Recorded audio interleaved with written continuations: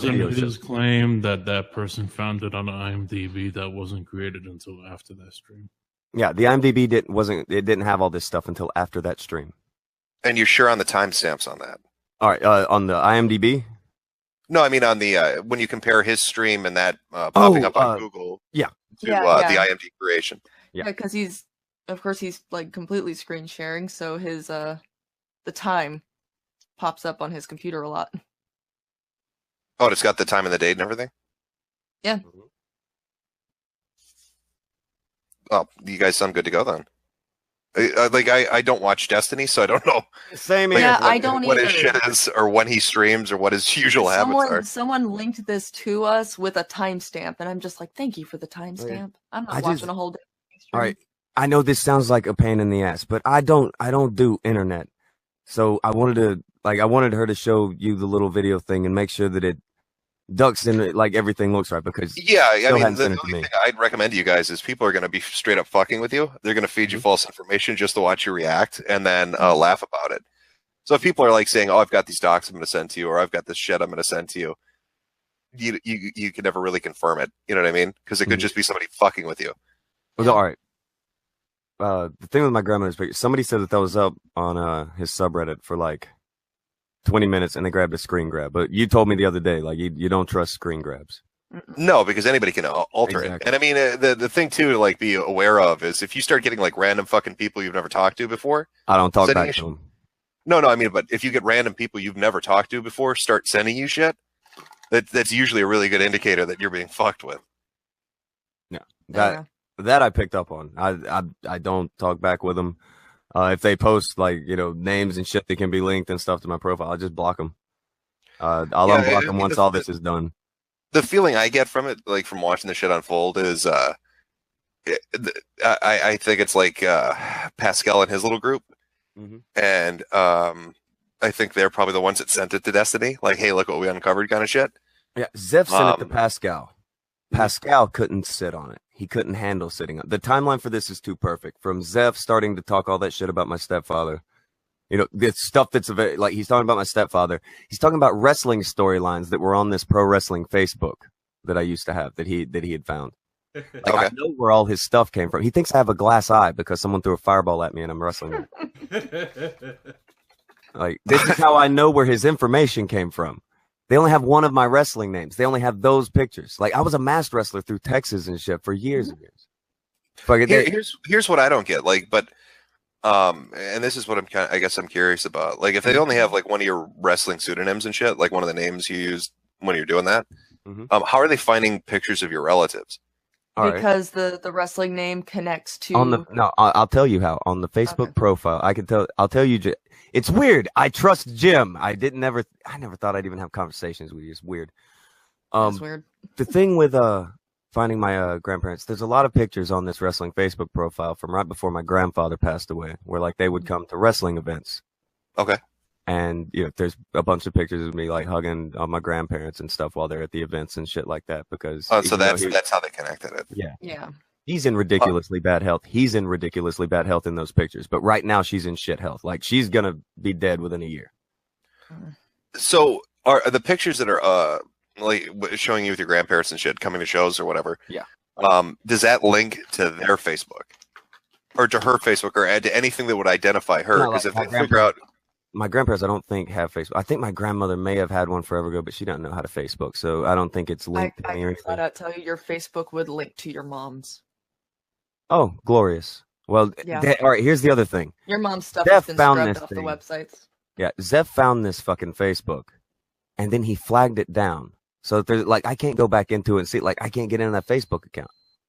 Oh, I gotcha. All right, yeah, because I was going to say, if they find a relative of yours, then they're going to know what your name is. It's not going to just be a wrestling pseudonym. This was all weird and calculated. Like, you can get, I don't know if you were listening to the Kumite the morning it happened, but I'm just like, somebody sent me something that was a Facebook video, and I clicked, I was like, I can't see the video. I have no Facebook. What the fuck? That was when that happened. Jim, Dave, all right, Tonki, you want to talk about the person you were talking to yesterday? Which one? Okay, yeah, you can tell Jim. I don't care. They started trying to contact his once fiance or whatever. Yeah, and they've been doing that it for a sounds while. like it sounds like what they're doing is just. But it's been for a while. Trying to get a rile out of shit, trying to fuck with. Well, no, I mean it's like standard life ruination shit. I mean they're going to track down relatives and fiancés, girlfriends, neighbors, places you've worked. They'll probably start sending you shit. Like I don't know. It's if I were you, what I would do, is I would call up whatever local restaurants are near you, like the fucking pizza joints and shit that deliver. Yeah, and just be like, hey man, there's some funny shit going on. People are fucking with me. So unless you get a call from this specific number, don't deliver anything. Well, here's the thing with my addresses. Linked to that, like this Facebook profile was old. Like it's from back when I was doing that specific stage name. This is years ago. So I don't live anywhere near what those would be linked to. Oh no, I'm just telling you, like for a heads up. I mean, this is. I still called law enforcement to make sure Jim, that you want to know how little connected Tonka was to his wrestling life? I'm gonna guess. Wait. A woman he used to fuck that ended up getting with a tag team partner he used to wrestle with, who both of them fucking actually were fans of Tonka's GrappleVision channel, which was a wrestling channel. Yeah, after I left her, she got with this other fucking wrestler. They're sad sacks, but they ended up being fans of my wrestling channel. That isn't. They comment all the time, talking about how much of a genius I am. Yeah, his wrestling channel isn't linked with his wrestling. Like, it's a channel that's different from his wrestling persona also. So it wasn't even linked to his wrestling career. It was just something he started because his stepfather was going to cancer, and he was like, I need something to distract me. So I do the two-step shit too on any social media accounts you got, because more than likely they're going to try to start probably hacking into your shit. And I delete any old stuff that you're not using anymore. Shit that you might have forgot about, like old PayPals or fucking old Facebooks or just any of that kind of shit. I didn't even start fucking with the internet until a couple of years ago. But Jim, so Chicky is a fucking dude that used to fucking wrestle him. They know his voice. Didn't know it was him. Probably still don't know it was him. Yeah, it's weird, man. You've been getting gangbanged by everybody. I was trying to follow along with the Vadim thing, but it's weird timing that he'd jump in the second that this is all kind of kicking up. Oh yeah, Vadim just wants some views, and he sees something that might be relevant. It's not even anything personal. It's just Tonka was on a stream where he just kept bullshitting people. It felt personal to me from what I was hearing. It sounded like he was mad that he got shit on and was looking for a little payback. Yeah, I didn't want to be Vadim's friend. He was in here trying to say that what they were doing in the Trout server, nobody knows. No, we knew because we were in there. And the Jeff Holiday apology shit was, we knew. So I don't want to sit here and listen to Vadim fucking dance around it. And another thing is, like, all right, he was like, oh, well, I haven't seen any. Well, here's information. Well, this doesn't prove anything. It's right there. It's like little things, like the screenshot of Zeph and JF from each of their sides of the email where Zeph sends him the address and the telephone number. He's like, oh yeah, well there's no evidence to show is real. Here's the links to the actual tweets. Yeah, I mean the other thing I suggest too, just from watching this kind of shit unfold before, and I ain't telling you what to do, man. I mean, you got to deal with the situation how you want to deal with it, but the more you react to it, the more they're going to do it. Like, I get that you're pissed off, but the more you say, don't fuck with my family, don't fuck with my grandma, the more they're going to. You got to kind of detach yourself from it. I know it sounds fucked up, but you got to detach yourself from it because you're going to feel that fucking fire. And you're going to get all these little assholes that think, I can really fuck this guy up if I dig a little deeper. That's why I said I'm glad my fucking family's dead. They can't fuck with that. Yeah, I know, man. It's just weird that Zeph would. I mean, if Zeph's the one that's like originating all this shit, it's weird that he would choose. Why is he choosing now to do it? That's what I don't get. He thinks it's been enough time. You made a different video. Maybe it took him this long to discover it. No, I've heard this strategy. They've talked about, like, I remember when I used to talk to them, they talk about Metokur video cycles. Like, it's weird how much they put on you, man. But they're like, you never don't incur the wrath of Pole, and the Metokur video cycles. Once you get a new video, then everybody's forgot about the last one, and you can move on. I still fucking find that hilarious. Medica. Well, like, hold on. I hope you don't look at this like I'm not asking you for help and stuff. Just I want you to, if you see that we're wrong in any of this stuff, if it's like that doesn't look right, like that's what I'm saying. Just let me know. Go with your gut, man. I mean, from what I've already told you what I think. Like from what I've seen, I know that I guarantee you Pascal's involved in it, and I know Pascal is related to Gething because he's on his open house, and Gething is in Zeph's new server. Oh. And I know Pascal is a big fan of Destiny. And he tweets about that shit all the time. So Pascal said that he didn't get it off of IMDb. Did you know that? No, because I haven't paid attention. Like he tweets a lot of shit, and usually I just get angry and make fun of his eyebrows after like 2 or 3 tweets. I asked him if his eyebrows whispered to him. Hold on, Vamp. Vamp, can you put that one over in the side chat? I gotta find the right where Pascal fucks that up. This is while all this shit's unfolding, so they don't have their story straight yet. They can't stop talking like in the same way I can, because that shit does bother me. If something, make sure you come across anything, archive it before you do anything, before you talk about it. That's what I told Vant. Don't say shit, just archive. That's why I didn't want to talk to Steve when he was in here. Yes, I was muting the fuck out of him. I don't want him saying my name. Any more stuff they can be like. You don't want to risk it. I'm not gonna risk it. And if for some reason you can't archive it, the second best thing would be like direct screen capture. Like if you can record your screen scrolling through and refreshing the page, because then it proves that you're actually fucking on it, not like editing HTML and shit. I threw it over in the side chat. That's Steve saying he doesn't care if it's a dox. I'm talking about the one from Pascal. Oh, is that the one? Yeah. Oh, I'm sorry. The one from Pascal where he admits so that many shit. tweets. Fuck Pascal. Pascal looks like a homeless guy now. There it is. Yeah, that's just Steve admitting what we all knew, and that he's a piece of shit. He does. Have you seen that shitty beard that he tried to grow? Oh, what is this? It's publicly available info. If it's a dox, that's the first one. Yeah. Okay. That's just Destiny admitting that even if it was a dox, he doesn't give a shit. The second one, that's where Pascal gave too much away. Zeph's been giving too much away this entire time. He cited stats from that cage match page. Yeah. Pascal's been deleting tweets where he said that he got it from IMDb because he forgot that he said this when he was called out on where he got it from. Okay, this says, turns out his name's on fucking IMDb, so everyone can drop the act. This is from the 26th. Mm-hmm.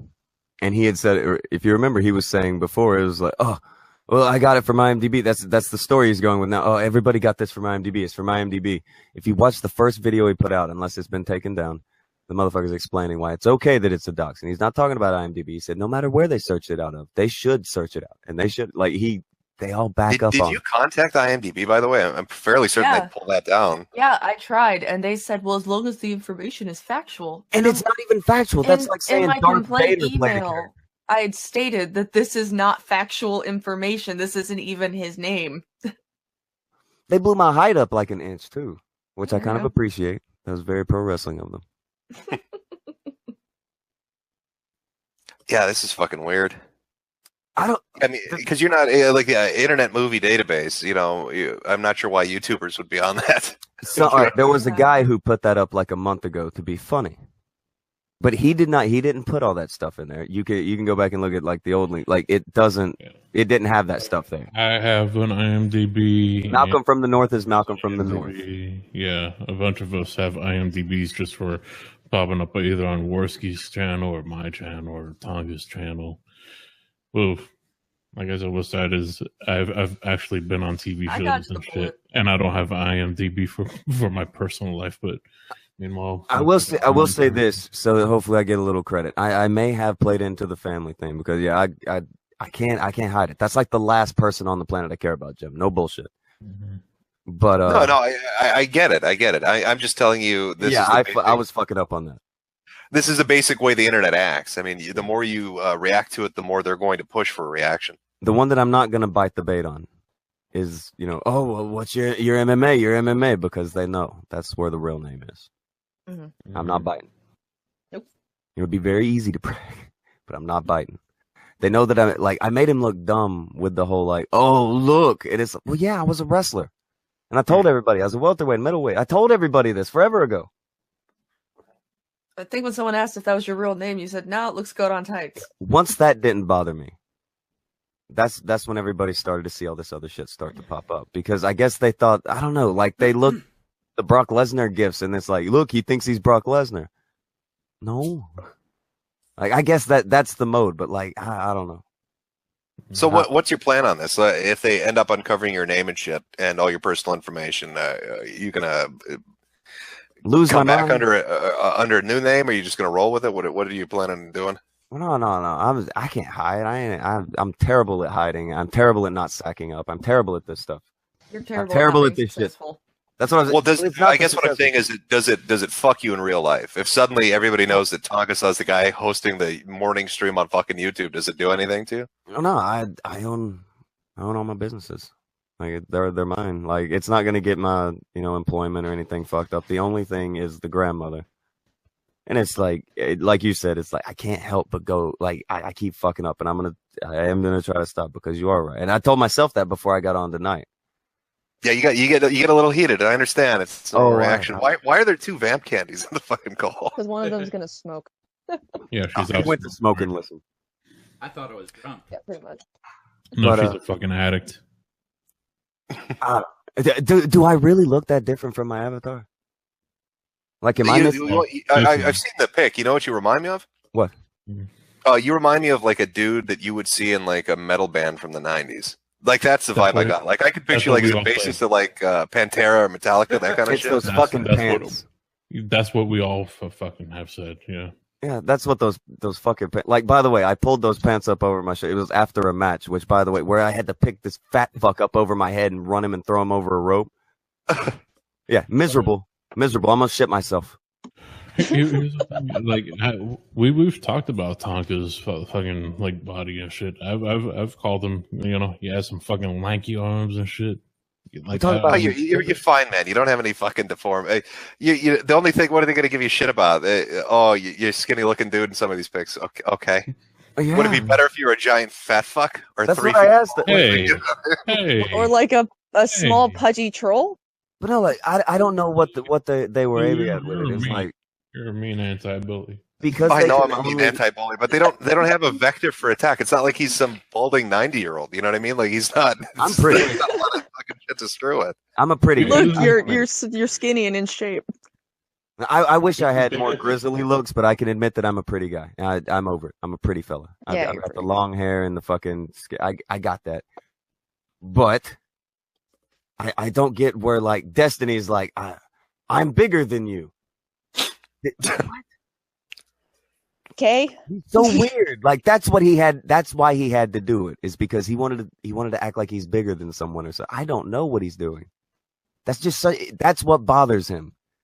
Is that, I don't know. I think that's what bothered all these people. Like Vadim. I don't care who Vadim is. I don't want to talk to Vadim. I don't want to be Vadim's friend. I don't care about Destiny. I mean, shit. I remember after the first time I debated Destiny and had a few Twitter interactions with him. Some of his fans got a little pissed off and tried looking me up. All they found were like old pictures of like fucking Haberman from a website I used to be. They were convinced. They all think that you are Haberman. Yeah, they thought I was this like pudgy looking kind of Middle Eastern Mexican dude. You look like Vadim's big brother. I think you're right. I make fun of me. There's plenty of fucking video of me.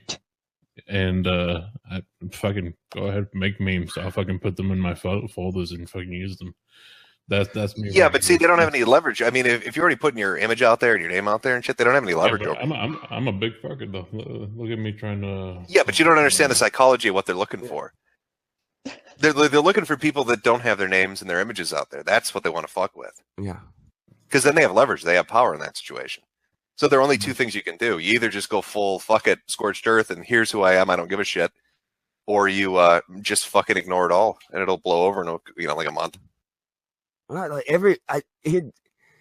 everybody more like they gotta know it and shit. And that. Like I just don't want to plug a camera into my computer. I don't. It really doesn't. I just don't feel like having another thing to OBS because I don't even know how to OBS. I'm not. You don't have to, man. I heard you put the invitation to the alt-right and all that shit. I think maybe what even you fail to realize is people miss that kind of fucking 90s and like the double aughts kind of shit of Morning Zoo Radio and like Richard Bay and like fucking Jerry Springer. That shit's not around anymore. Entertaining shit. Morton They Down. want to listen to something that they can sync like a couple hours on their fucking morning drive to, or when they got a minute at work, that kind of shit. Mm-hmm. That's what's entertaining about it. They fucking like that kind of stuff. I mean, it's a fucking good hook, and it'll work well for you. I mean, I'm sure you're making good money off of super chats. It seems like your channel's growing well and shit. If you stick with it, it'll just get more popular. You'll make more money, but your audience, from the people I've seen that have popped up in there, it's fucking split. I mean, you got people all over, politically speaking, like fucking alt-right people, liberals, you got fucking ethno-nationalists and fucking commies. Like, it's not, to them, it's not politics. They just listen to your show because it's fucking entertaining, which is amazing. That's what you want, because then you've got everybody coming to fucking listen. They're all there. Medical. They tune into a radio show, and then next thing they know, Tonga and Valley are trying to explain Liz Reptile to Metokur. Medical. Look, I'm trying to get a burger here. Yeah, there you go. But like, it's when like they act like I platform the alt-right. That's something that Vadim kept throwing at me. Vadim and Pascal keep throwing at me. I platform the alt-right. They're just, you want the reality of it is a lot of these channels are pissed. I noticed this with Bunty King when Andy Worski was doing stuff. I've noticed it with Vadim, I guess, and a few others when you've been doing it. Mm-hmm. It's not who you're fucking platforming. They don't give two shits about that. They're pissed off you found something that works. At the end of the day, that's what it fucking is. They're looking at like metrics. 10 years. Yeah, these are people that are looking at sub counts and fucking view counts, and they're thinking, why is this asshole doing better than I am?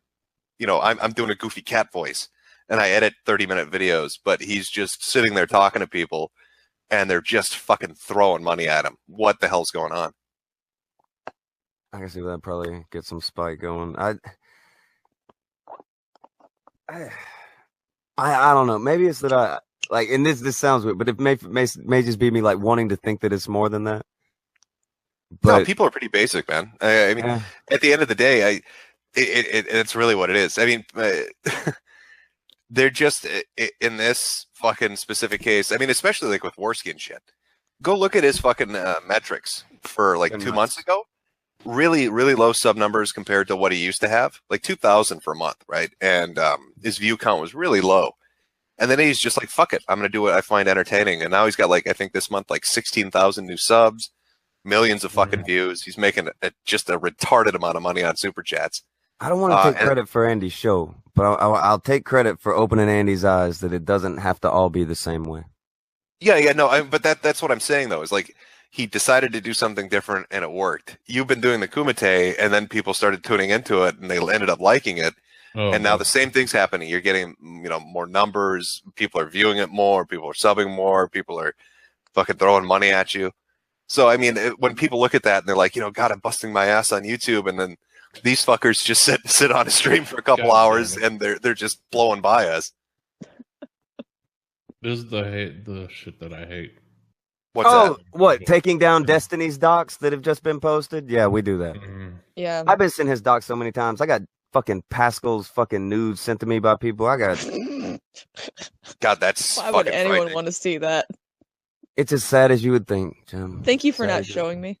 All right, I ain't gonna show anybody, man. That's not the game. We'll say you're fucking way more natural than Andy is. Like when you guys are like, oh, we got some signs in the crowd.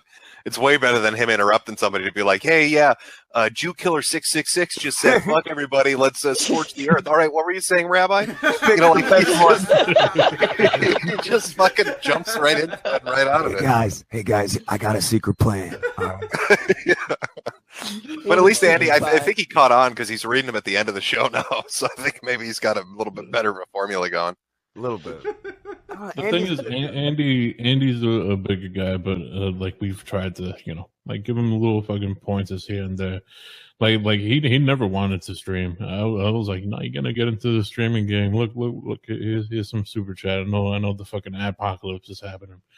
Go fucking check that button right there. Yeah, I personally, I'm kind of like Andy. I fucking hate streaming. Believe it or not, I can't stand doing it. I've seen you do the Metacast. I can hear your brain just getting ill having to scroll the chat. But here's the thing, Andy and me connected real good. Like he's like, I had him on my stream when I had like 18 subs, and it was because we were both O&A fans. And like I've always thought he should have like an O&A type of thing. It's just he's had his mind stuck in skeptic mode. And I've wanted to like I have connections. I have like fucking friends that are in stand up, and I could easily like, you know, get him Kumia again. I could get him fucking Norden if only he would actually like be like, yeah. Well, here's the thing. I mean, like, yeah, and I meant this when I was talking to you guys earlier about this. I think like a week ago, but I really do think you're going to start to see like user created networks. Like Tonka's, you know, you've got this morning thing, Andy's got like this evening thing. Like if you two came together and found maybe like 2 or 3 other shows to put in there, you would literally have a day's worth of a programming block. Andy's trying. Easy, it's happening. No, the problem with the dump is you get hit for a lot of fucking your copyright and shit. But I like your shit. I've gotten better. I've figured out more ways through the algorithm, and I've also started playing less Power Rangers. We got a few guys. We got AP and Gasly. AP and Gasly are good. Sinatra does some good streams. Cog is good, but he recently lost. He got a strike today because somebody played alien porn on his channel. All right, but hold on. Here's the thing with getting somebody is that I always fuck up ending the Kumite. It never feels like there's a good time to end it in the middle of like. I always feel like I want it to play out so that I don't have to do the same shit tomorrow, bringing the same fucking people. Well, no, I mean, it seems like you're expanding. I mean, you've had a fucking whole mishmash of fucking people show up. It's been you got a little Gypsy V, you got Worski popping on, you've got people like No Bullshit, they're Bearing popping on. I mean, like, you've like all these people are kind of fucking coming in, and you got smaller people, larger people, and shit. Like I said, people just like listening to it. It's a fucking fun show to listen to. That's what I like. I mean, I fucking watch you when you stream in the mornings. I'm not one of those people that like wants to just fucking jump on. I like just to listen. You know what I mean? I tell them that. Have it in the background and shit. Playing a game or something, or doing some fucking shit that I got to get done for the day. Yeah, I try to tell them that. They see you and they all just start screaming for Jim. Jim, get Jim on. Get Jim on. Let the Rock sit in the fucking arena and watch a fucking wrestling match. God damn it. But no, I really do think though that's kind of the future. The reality is the adpocalypse hit. It's never gonna fucking fix itself. No. You know, I mean, fucking funny story, just between us, but I'd say 6-7 months ago, whenever the adpocalypse first hit, Sargon messaged me. He had like some idea, and he was like, "Oh, Jim, you don't understand. You know, Google really is on the side of the content creators, and we just have to stand with Google and fight against the advertisers." And I was like, you know, Sargon, that is the dumbest fucking thing I've ever heard. And he's like, well, you know, if we band together, and I was like, there's no we here. I don't even run ads on my thing, so this doesn't affect me one way or the other. And I knew it. I knew when it first kicked in that this was going to go fucking south for everybody that was doing like YouTube videos and trying to monetize through advertising. And it's just gotten progressively worse as time's gone on. I mean, now they're putting fucking codes in the on your pages and shit. So it's not just that you're not getting ads served, but now it's fucking with view counts and going to subscribers. So yeah, also uploads, like on my Failure Accomplished channel, it takes me like 10 times longer to get a video processed because they're fucking combing through it. Yeah, but I mean, the craziest thing is if you look at the money, I mean, talking even with a channel your size, if you look at the fucking money you pull in through like a super chat, I mean, fuck, you're making more money in super chats than I make on Patreon, right? You're making more money in super chats than people make on fucking advertisements on their videos, the people that are still monetized.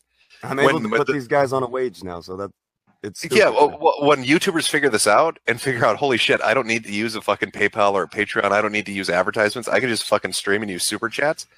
It's people are gonna go fucking nuts for that shit. There is one flaw with the streaming though. What's that? All it takes is one strike. Well, that's why if you have like a user network, like I'm saying, like if you've got 5 or 6 channels banded together to create a content block for the day. Yeah, you got other channels, and then you use Streamlabs on top of the fucking super chat, and then you've got like a double buffer against something bad happening. And they start a backup channel. You can push it on the other channels. It's just well, yeah. I mean, look at bigger YouTubers. I mean, like fuck, Sargon's got what does he have? He has his channel, then the Thinkery, and then the live stream channel. So if one goes down, he has the others, and this has already happened. He had one channel pulled down, but it didn't affect any of the others. I got to get on that, I guess. Because like this is gonna be the game because this didn't get to me. Like yes, I was a wrestler. Yeah, I won a lot of really shitty looking belts and some really pretty ones. I don't know if you saw, but there was some really pretty belts I won. Well, it's wrestling. I don't know what people are fucking expecting. If they're expecting that this is like real life fucking blood sports that like it's like they've never heard. They don't understand what fucking wrestling is. That's what really blows my mind. Here's the thing about a belt. I know it's something that is given to you because it's been written into whatever, right? When you get the belt, you're the best person in the building. That's what that means. On that night, you're the best person in the building. Well, yeah, they're not going to push somebody that they don't want to fucking take it. So it's not going to be the schmuck that's the fucking laydown guy that the jobber nobody wants to fucking give the title to, you know? Yeah. I was winning heavyweight belts. They keep pointing out, despite his small size. Yes, because I'm a welterweight who was winning heavyweight belts in all these places. I was the top guy there. Yeah. It's a dumb argument. They make me look, I don't know. Maybe not to them. I don't know. But like, people keep messaging me and they're like, wow, you were actually like, you're wrestling all these giant guys. Like, do you remember Bull Buchanan or anybody from DX, Billy? Fuck no. You got to remember, my experience with wrestling is a lot of Papa 80s Shango and Ultimate Warrior. Yeah. Yeah. Those Rock and Roll Express? I've been watching a lot of, is it Jim Cornette? You know who I'm talking about? Really? I've met him. We don't get along. We're both pricks. He's got a podcast where he talks a lot about like fucking Midwest wrestling and like Memphis shit. Mm-hmm. Where he talks about like his behind the scenes stuff, which is fucking hilarious. He's talking about one guy who's a promoter in like it was somewhere in Tennessee, but the guy wouldn't let him basically set up shop there. Yeah, and he tried to basically kill him with his car. It's a funny fucking story. Yeah, Bill Dundee. So it's a lot of fucking crazy shit. Oh god, wrestling is insane, and that's the I thing. love old stories, fucking people throwing shit from cars, like literal fucking shit. Is it Jim Cornette? Me and him don't get along, but all of it, wild stories. And I've met him, and he's actually mentioned me by that wrestling name on his show because we did a show together. I've had a match with the current WWE champion. Has AJ lost the belt yet? I don't think so. I haven't watched any current, like my run was from like early WWF up through like some ECW stuff, WCW stuff, and then it fucking basically dead ends when the McMahons bought everything. WCW. Yeah, and then I was like, I'm no longer interested because they bought up. They didn't stop there. They bought everything up. Dude, even though I was wrestling, I lost interest in wrestling. What do you think of McMahon wanting to bring back that XFL shit? He should have done it. He seems fucking hyped on it though, because he has complete control now. He has no business partners. This is all him. I think it's too far away. He needs to fucking get it sooner. Yeah, exactly. He needed to do it this year when everybody's so down on the NFL and the fucking patriotism shit and all that. He should have got it going this year. 2 years? I know it's pushing it out, but I mean, I did understand his explanation. I mean, his whole thing was, the last time we did this, we pushed it out in a year and we were fucking nowhere near ready to do this. So I think he's really fucking gun shy a little bit. Because he knows, he's quoted as saying basically he wanted to set the situation up where if it's a success, it's all him. And if it's a failure, it's all him. So he I think is really worried his name's like fucking nailed onto this. Do motherfuckers have short-term memory? Because like everybody acted like the taking a knee thing was happening just last year.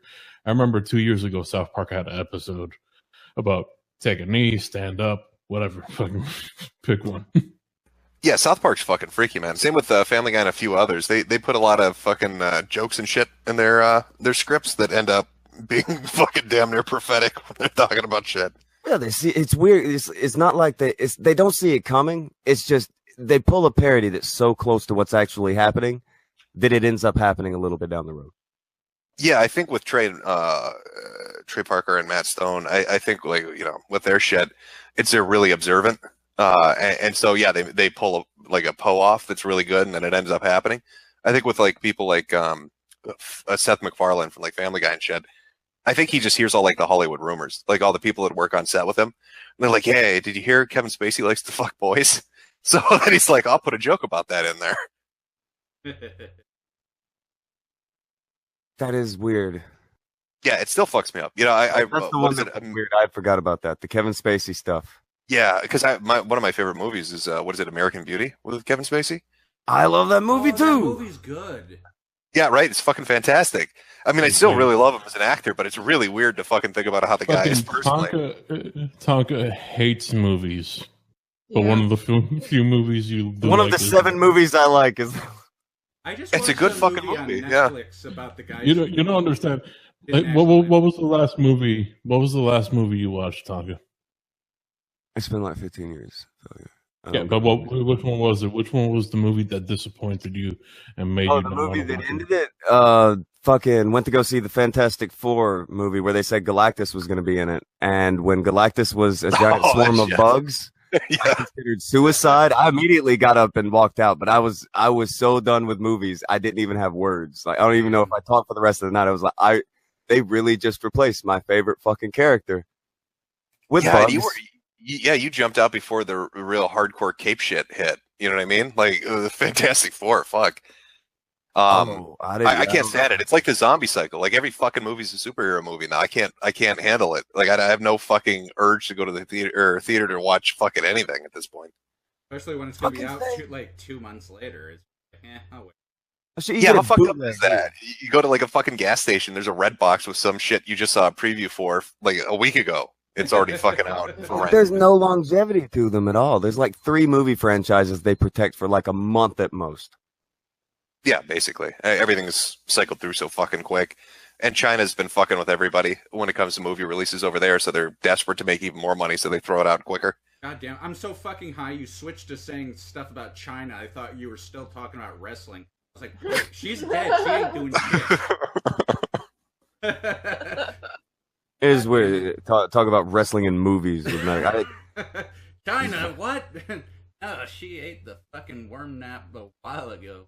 The reason I brought it up is they banned what is it? The new fucking Star Wars over there. Really? What do they ban it for? There's a word in Chinese, I can't remember what it is, but basically it translates, or the rough translation is white liberal guilt. And so I'm not kidding. It's basically the idea that white people feel so guilty about shit that they destroy themselves. And that's kind of what they've tagged the fucking movie with. Wow. I don't know. That's what I heard. Maybe it's a bad rumor, but I do know that they're fucking with box office shit over there. Same with Ghostbusters, but that's because they don't like anything that's fucking supernatural. Oh, hey, Jim, are you actually a Opie and Anthony fan or a Northern fan? Yeah, like I said, I fucking my thing was I can fucking sit my ass down and listen to a day's worth of Jocktober. Like you could sit my ass down. I like Norton. I like Patrice O'Neal. Like I just it's a fucking good show to listen to. Do you actually like Opie, or do you tolerate him because of everyone else in the room? Opie, I'm an Anthony guy, I guess. It's fine, God, we're so similar. Best Jocktober was that one with the fat lady. Like they kept making fun of the fat lady, and like they're like, "Oh, now she's crying about it, fucking fat pig lady." Next time I have Anthony on, you want to jump on? No. I learned a long fucking time ago. Never meet your heroes. You'll always be disappointed. Never ever meet your heroes. True story though, Jim. Anthony is actually all right, for real. Anthony's cool. I liked Anthony.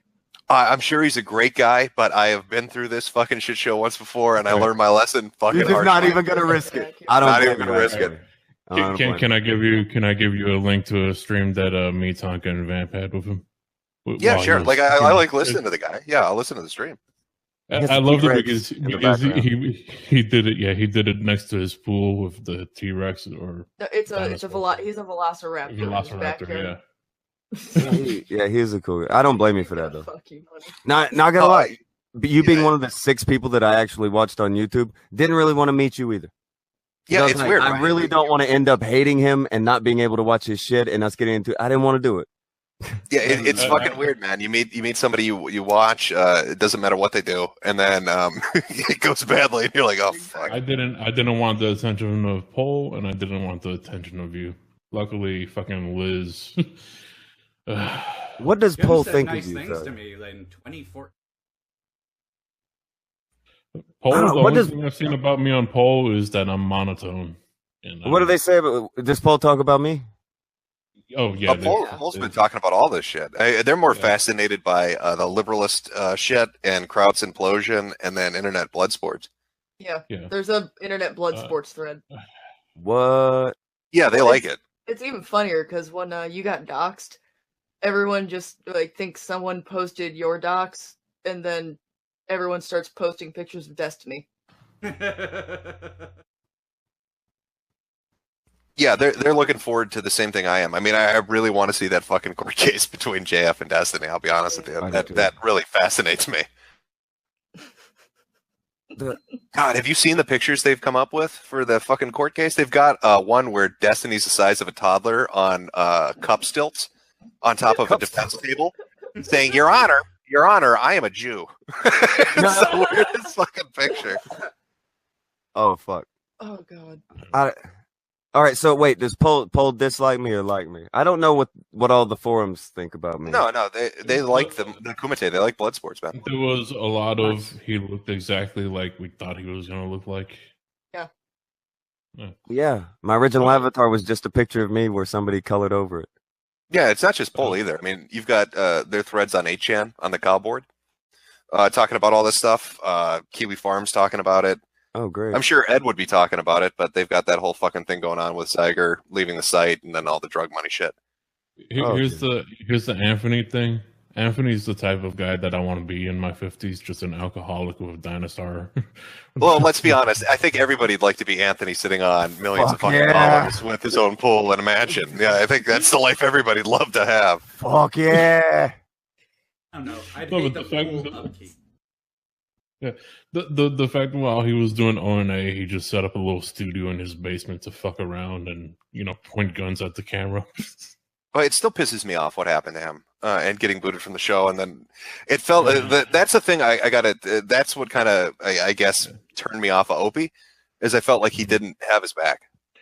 But yeah, what a coincidence! What a coincidence! What a coincidence that when Opie gets tossed out, all of a sudden, oh yeah, Anthony can come back in the building. Right. Yeah.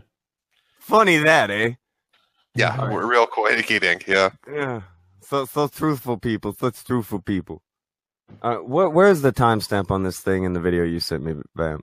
That you uploaded and better be unlisted or else he's gonna flag your channel and you know it. It's unlisted. Okay, glorious. I've learned a few things about Destiny. He's pretty more than easy I've to ever see cared to know. So our 8chan is the one ran by Hot Wheels, isn't it?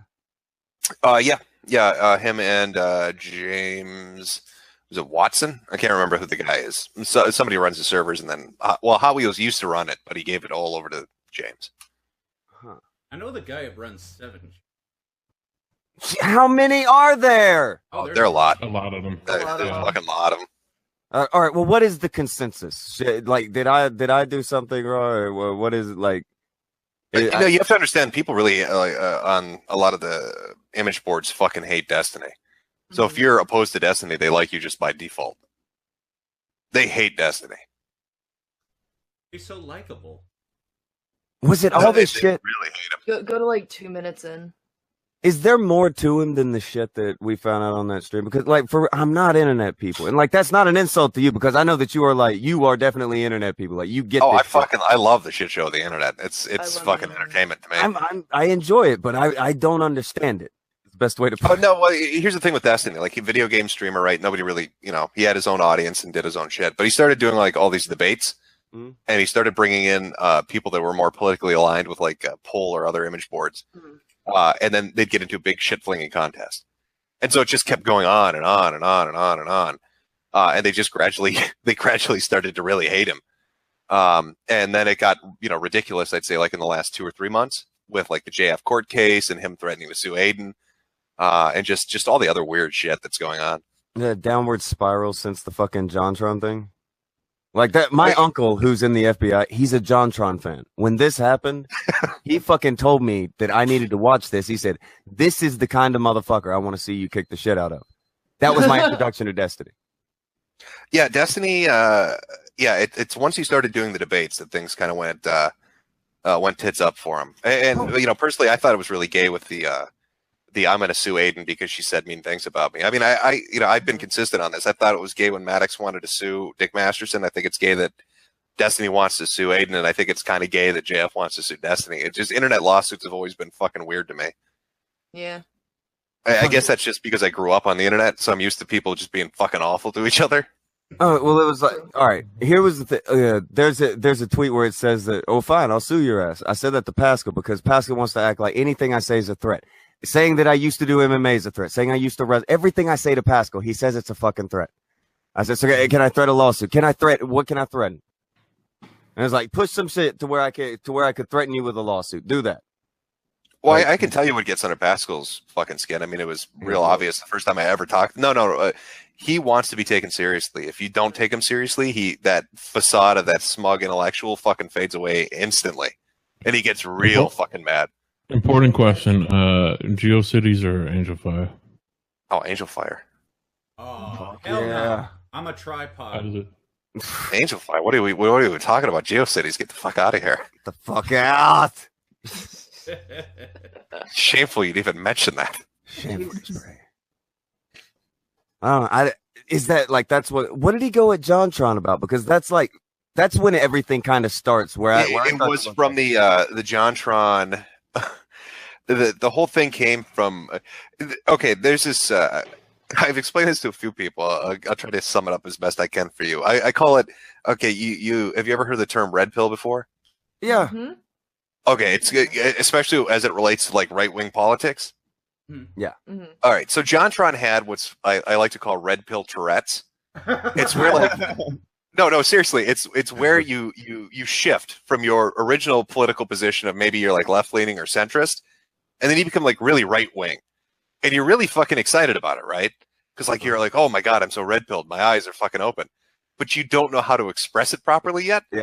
And so it's like a fucking tick. You're like sitting down talking to somebody and you're like, the Jews did 9/11. Like, 16-year-old atheist.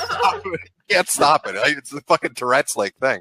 It's like 16-year-old atheist, right? Like with the whole, yeah, exactly. That's not real, Mom. Yeah, it's exactly like that. So he had a stream where he was going to be open about his politics and he was really into it. And he didn't do terribly, but it's just he was so into it. He said some stuff that they took advantage of and was like, oh my God, JonTron is the most racist son of a bitch on earth. And he just got fucking hammered on that. He got hammered on it so much he got kicked off a video game doing voices. I remember that. Oh, Jesus. I saw that in your video, the ukulele shit, right?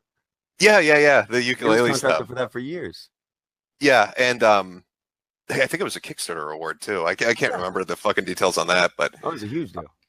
Yeah, so that's what he got hammered on, and I don't know.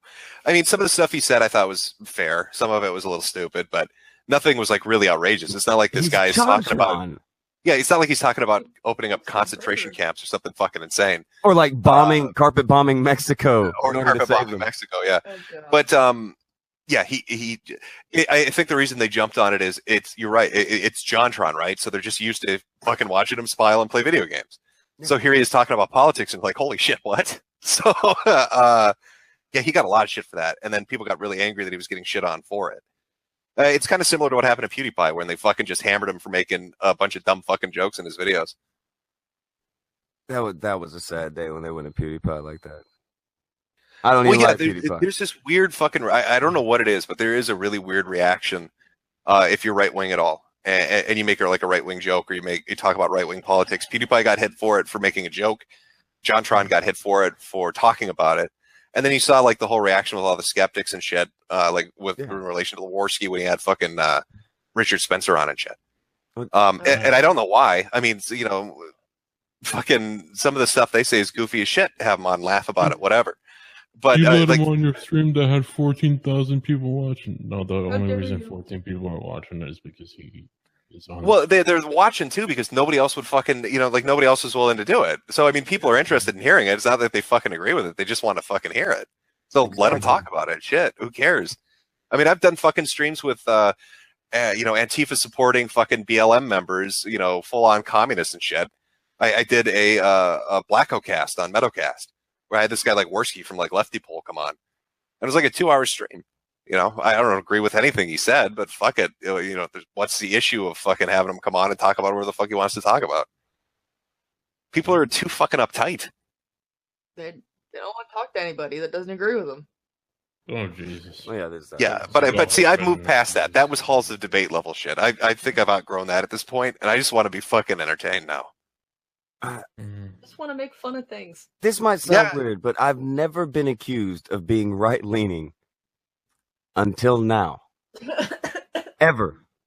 Yeah, what's the shotgun approach? They just want to, pelt you with enough shit to see what sticks. That's all they're looking for. Like a lot of them, like they're saying that I'm white and shit. Didn't you say you were? I never said I was black. What? Billy's black. I'm not. What? That's right. I'm trans black. I'm a proud member of the trans black race. Every time I see a Poffit tweet now, I just do hashtag it's real to me. All right, like that's the Poffit's other thing. One of the characters I did was a Samoan. Because it's wrestling. Yeah. It's real to me. I also portrayed a Puerto Rican. I also portrayed a Japanese guy. Fucking Puerto Rican. Oh, my bad. I'm gonna be accused of being racist again. Well, that's what happens when you're a cruiserweight in wrestling promotions and you own lots and lots of masks. Remember one fucking Bronx blogger fucking accused me of being a racist motherfucker. Okay, you know that guy that I share around all the time, that fucking zombie dragon? I helped train that motherfucker. He's in Jim Sterling's newest video because apparently they're teaching Jim Sterling to wrestle. I hope they shoot on him. Oh, that's gonna be great. Make him cry a little bit. Oh yeah. Look, Zombie Dragon shoots fireballs, and if he fucks up and gets a little bit of that stuff on that goofy outfit Jim's wearing, and it happens to catch fire, I'm not gonna cry. I hope he flames his fucking face and just overkills him. Zombie Dragon is the best, by the way. Like I know you say you liked older wrestling, is that cool now? Don't even watch the wrestling, but look up Zombie Dragon. Just look at what this motherfucker looks like. He does like full like Hollywood makeup, got like bones and shit hanging out of him, pieces of glass. But I mean, here's the thing. I liked being the mark. I liked fucking sitting there and watching some big black dude named Papa Shango talk about voodoo in the ring. I like watching some coke-addled Ultimate Warrior run around like a fucking maniac. That's what I love. That shit was fucking exciting. And then WCW with the NWO shit, I was like, wow, what the fuck is this? This is amazing. Why is Razor Ramon walking through the audience? Exactly. That shit was fucking great. What's that phone number on Brian Pillman's sign real quick? Oh shit, failure pulled him up. Zombie that Dragon. Motherfucker. I trained that motherfucker. We're like the exact same build too, by the way. Tell him how shitty he is. See how Jim Sterling gets pissed off at you. Oh, he has a belt. Oh yeah, he's the ego champion. Son. Yeah, but how dare you have a belt? Uh-huh. Just go to a bit where he looks fucking awesome. Because he's fucking awesome. Trying to pop up one where he is and throwing. That's people putting him in video games and shit. That dude's fucking great. He's going to Japan and shit. Like he's going around. Yeah, I don't know. I think it was the because it was right after WCW's. I mean, it's kind of like tail end or the middle of like the Attitude Era. A little bit. See what? Yeah, but it just I don't know. It lost its fucking appeal. Like, everybody looked the same. Nobody had any gimmicks. It was just. Brother, it goes from being Macho Man and Ultimate Warrior and Papa Shango to Seth and John. Hey, look, right? It's fat, it's fucking stupid, isn't it? I know all of those guys. Who's fat old schmeckle up there? The fat old schmeckle up there? That's Richard. He's a good dude. The guy down at the bottom with the bowl cut black man, that's actually Trevor, who I helped train, and that's Zombie Dragon, who's next to him. Those two guys there, I helped train them. The other black dude on the far right, I don't know him as well, but I have met him. He's a good dude. But I helped train the two Negroes there on the bottom left hand corner. Oh, you know the fucked up thing from one of the the Cornette videos and shit. Yeah, I had no fucking idea that Cena because I haven't been paying attention to this shit. I always thought Cena was just like a discovery from the WWF or WWE, whatever the fuck they call themselves now. I didn't know he started out somewhere else. Like I heard him on the mic, just shit talking. But he was fucking good at shit talking. I was really impressed. I'm listening to this guy running his fucking mouth, and I was like, "There's no way that's John Cena." What the fuck? Was it when he had the blonde mohawk? Yeah, he had. It was a weird kind of fucking hairstyle. He was wrestling against. It's like Brock's hairstyle. It was like Batista, but they called him something different. The Leviathan. Okay, I know what you're talking about. He was the prototype versus Leviathan. Yeah. And I was like, fucking shit, I didn't know Cena could talk like that. He was good, and then he got bogged down into the wigger thing originally, but he eventually got good at it, but then they eventually pushed him to be the next Hulk Hogan kind of Marine wigger man, and it just, I don't know. It's very Kevin Federline, and I always saw it that way. Yeah. I think he would have made a better heel. That's the thing that fucks me up. Like, after hearing him on the mic. I was like, this guy should have been a heel. True story, Jim. He was supposed to be a heel through all this stuff. He was supposed to be the heel of the past decade and a half, not the babyface. Brock Lesnar was going to be the big name, and he was going to be fucking Lesnar. Really? Wow. But Brock Lesnar left. He went to the UFC. He left to go do other shit. That's why they hated him so much for so fucking long, because he fucked up their long-term plans. Oh, so they had to readjust on the fly. Yeah, that makes sense. So John Cena became the next guy we're going to push. I would have went with Batista. Who's the guy they're pushing now? One of the Rock's relatives. Oh, Roman. Yeah. So what's the deal with that? Everybody I've ever talked to says that is fucking Rowdy me. Yeah, they all hate him, but he's gotten too good to where now they just look like they're hating for hate's sake. He's not that bad. I eventually sat down. Is he not good at doing is he not good at talking, or is he just shit at wrestling? Like, what's the issue with him? All right.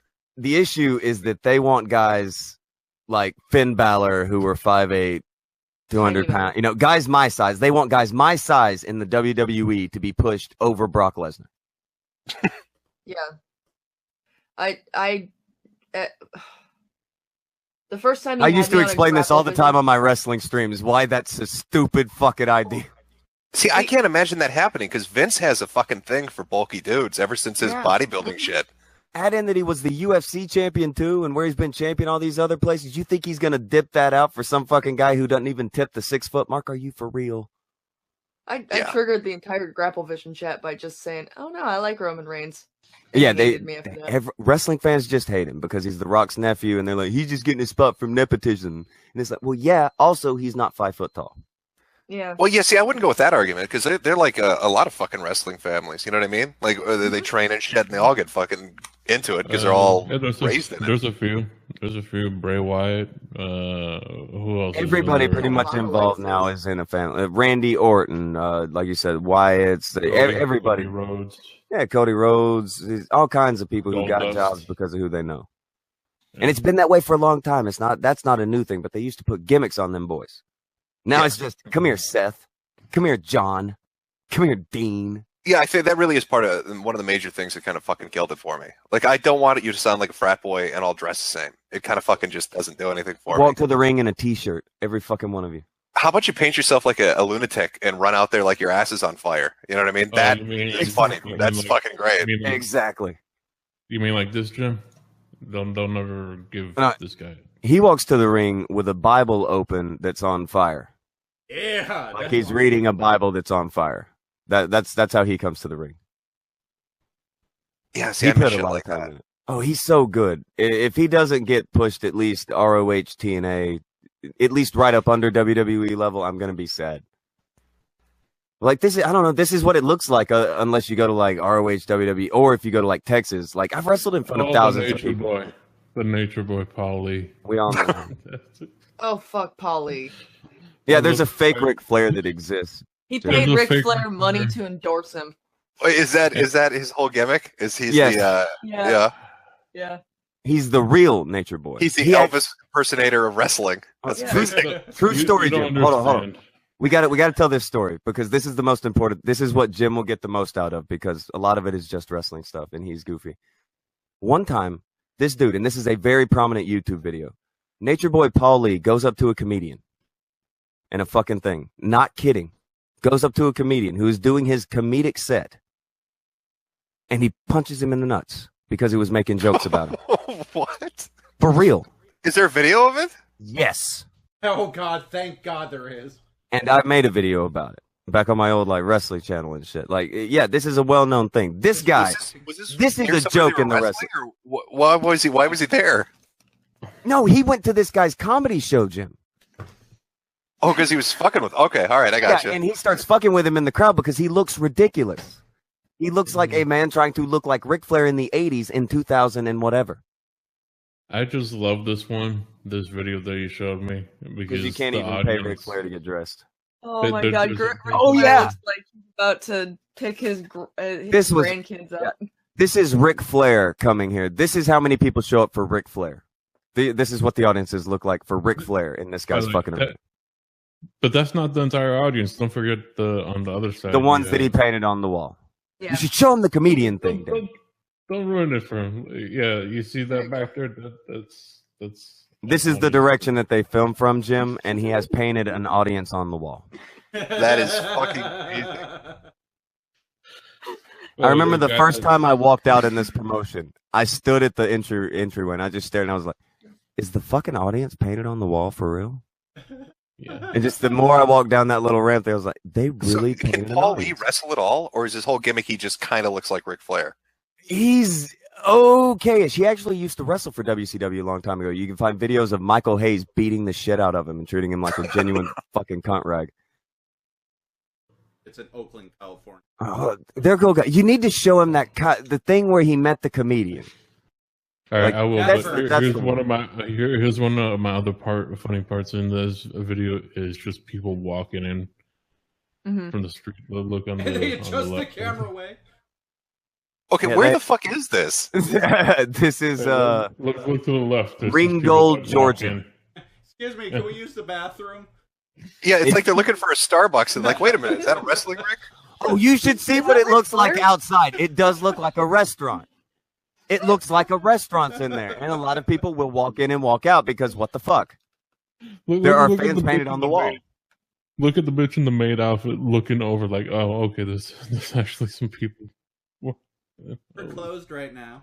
This is real though, Jim. This is Ringgold, You Georgia. didn't see the save me look on her face. Oh, I used to go in here, and I went here 3 times maybe. I want to say 2, but I'll say 3 to be safe. His sons are terrible. He's terrible. So are there any sizable like indie fucking ventures left? Because it feels like McMahon picked apart everything he could fucking get his hands on. You can't get money off the ground indie-wise because no one at the level of indie, you have to work together to make money. But no one wants to do that because they're afraid of having to share that money. But you have to work indie-wise in order to get to a level to where you can make money that way. You can only run shows that are comparably small to this if you wish to make money. You can pack a few hundred people in and start to make money. Once you start booking 1,000-seat, venues and you start to bring in names, you're going to start taking a hit to the pocket. Because wrestling just doesn't work that way. Listening again, I mean the Cornette shit because I like hearing like the inside stuff. At least he's got some of that. But yeah, I still listen. Here's Tonka's channel on the side chat over here, the GrappleVision channel, where he has a bunch of. There's one video. Do you remember what it's called, Tonka? It's the one where a bunch of people were booked for this fucking show. Oh, yeah. Bad promoters ruin everything. Because bad promoters do ruin everything. Bad promoters ruin everything. Where is it? Which it's a long one, but it's a good story. It's a good story to it. It was a show that was getting show was getting put together over in Georgia. Every name you can think of, huge names. The Paul Lee stream where you guys had me tweet at him to see if he would actually respond to come on. And he blocked everybody who was coming over from GrappleVision. Oh, wait. This is Tonka's channel, 27,000 subscribers that he had before. Like, this is how we met. They keep trying to say I'm about Fame Horn. I left this channel and gave it to other people. Yeah. Now, have you guys ever watched OSW HC at all? I'm friendly with them. They the Lex Luger videos that I have on my channel, they played them at their WrestleMania panel this year. Yeah, because I watched their stuff. I started watching them a year ago. Yeah, I really like their shit. They're fucking amazing. I love those fucking guys. Yeah, they really hit it well too. Like their Patreon's sitting like $12,000. I mean, it's fucking crazy money. Oh yeah, for a bunch of guys just sitting around talking about shit they like, and they deserve the fuck out of it. These videos got decent views. 4.7 million, 1,700,000, 400,000. So yeah, because I mean that's the thing. People still like wrestling. They may not watch it, but they like hearing people fucking talk about it. Yeah. Like I'll find incidents and I'll put the video of it over it. Like you might. All right, this isn't me shilling. Oh God, that's gay. But the wrestling gets real thing. It's all just people who end up shooting on each other and the people involved telling the story over it. So you get to see what happened plus fucking the person beating the ass talking about it. Or getting their ass whipped talking about it. Here's the bad promoters ruin everything link. I'm actually wanting to watch it later. It's a really good fucking video. It's fucking that's what I was gonna say. Like listening to Cornette talk about like what it was like back in the 80s and 90s. I mean, it sounded like people could make decent fucking money doing it. It just seems like today it's really different. Like you can't. Up until 2001, 2002, Jim, there was money in wrestling. Unless you're the Young Bucks, they'll tell you that they make more money than they would in the WWE. Well, there were a lot more jobs in the early 90s before everywhere got eaten up. But even with just WCW and just WWE, having two big, healthy promotions, there's a fuck ton more jobs for everybody. Well, and I'm sure people would have liked Bischoff's pay rates because from what I hear, WCW was fucking nutty when they paid people. Ted Turner's pay rates. Chris Jericho signed on for his first contract pretty much ever for $3 million over 3 years. Yeah, right? Fucking shit. Guys are getting $500 a shot right now in WWE, Jim. I can show you checks. I know guys in WWE now. I'm friendly with them. I've sat around, like, there's a video right now up of one of the tag team champions has a Let's Play channel. I know for a fact that they're getting fucked up beforehand because they're sitting in the fucking drug dealer's house. The guy everybody bought weed from. They're sitting right in his fucking house, and he even makes an appearance stoned out of his fucking gourd. It's fucking great. God. There's a great video up. I wish I could remember the title of it. It's somebody's going to like WWE and they get a meeting with McMahon because he has a gimmick, and his gimmick is he can throw up on command. Darren Drozdov. Yeah, so Vince is like, "Oh, that's great. I'll sign you for that." So he brings him up to the office. He's like, "Here's a fucking trash can. Throw up for me," and the guy couldn't do it. It took him a minute, and he got a little bit up, and he got it. It was great. That's Vince, though. I love that because he like Vince is with his like hands on the puke. Holy shit! Did you ever see the one where Vince is he's like cutting a promo or whatever? I can't remember what the fuck it is, but God, who was it he was talking about? I can't remember. This is like maybe 3 or 4 years ago. I think I've got like a video of it saved somewhere where he's talking about what he wants done to one of these wrestlers, and he's like, "I want a biker gang to rape his wife." Yeah. What you're talking about. Holy shit, man. That happened like a year after they got in a bunch of trouble for Kurt Angle holding down Booker T's wife and saying, "I want to have bestiality sex with you." It's like, what? For sure. Vince just does not give a fuck sometimes. No, there's an interview he had with like a Dutch reporter, and the reporters try to ask him about like injuries to wrestlers, and Vince is getting annoyed, and the guy keeps pushing it, right? And so Vince just reaches over and smacks the papers out of the dude's hands, and then just starts making a face at him, going, "Whoa, whoa, whoa, whoa, whoa." It's the funniest shit I've ever seen. Here's another one that I love. It's 30 seconds long. What's up, boss? How you doing? Yeah. What's good in the hood? Just hold it down. Try to take care of business. Keep it up, my nigga.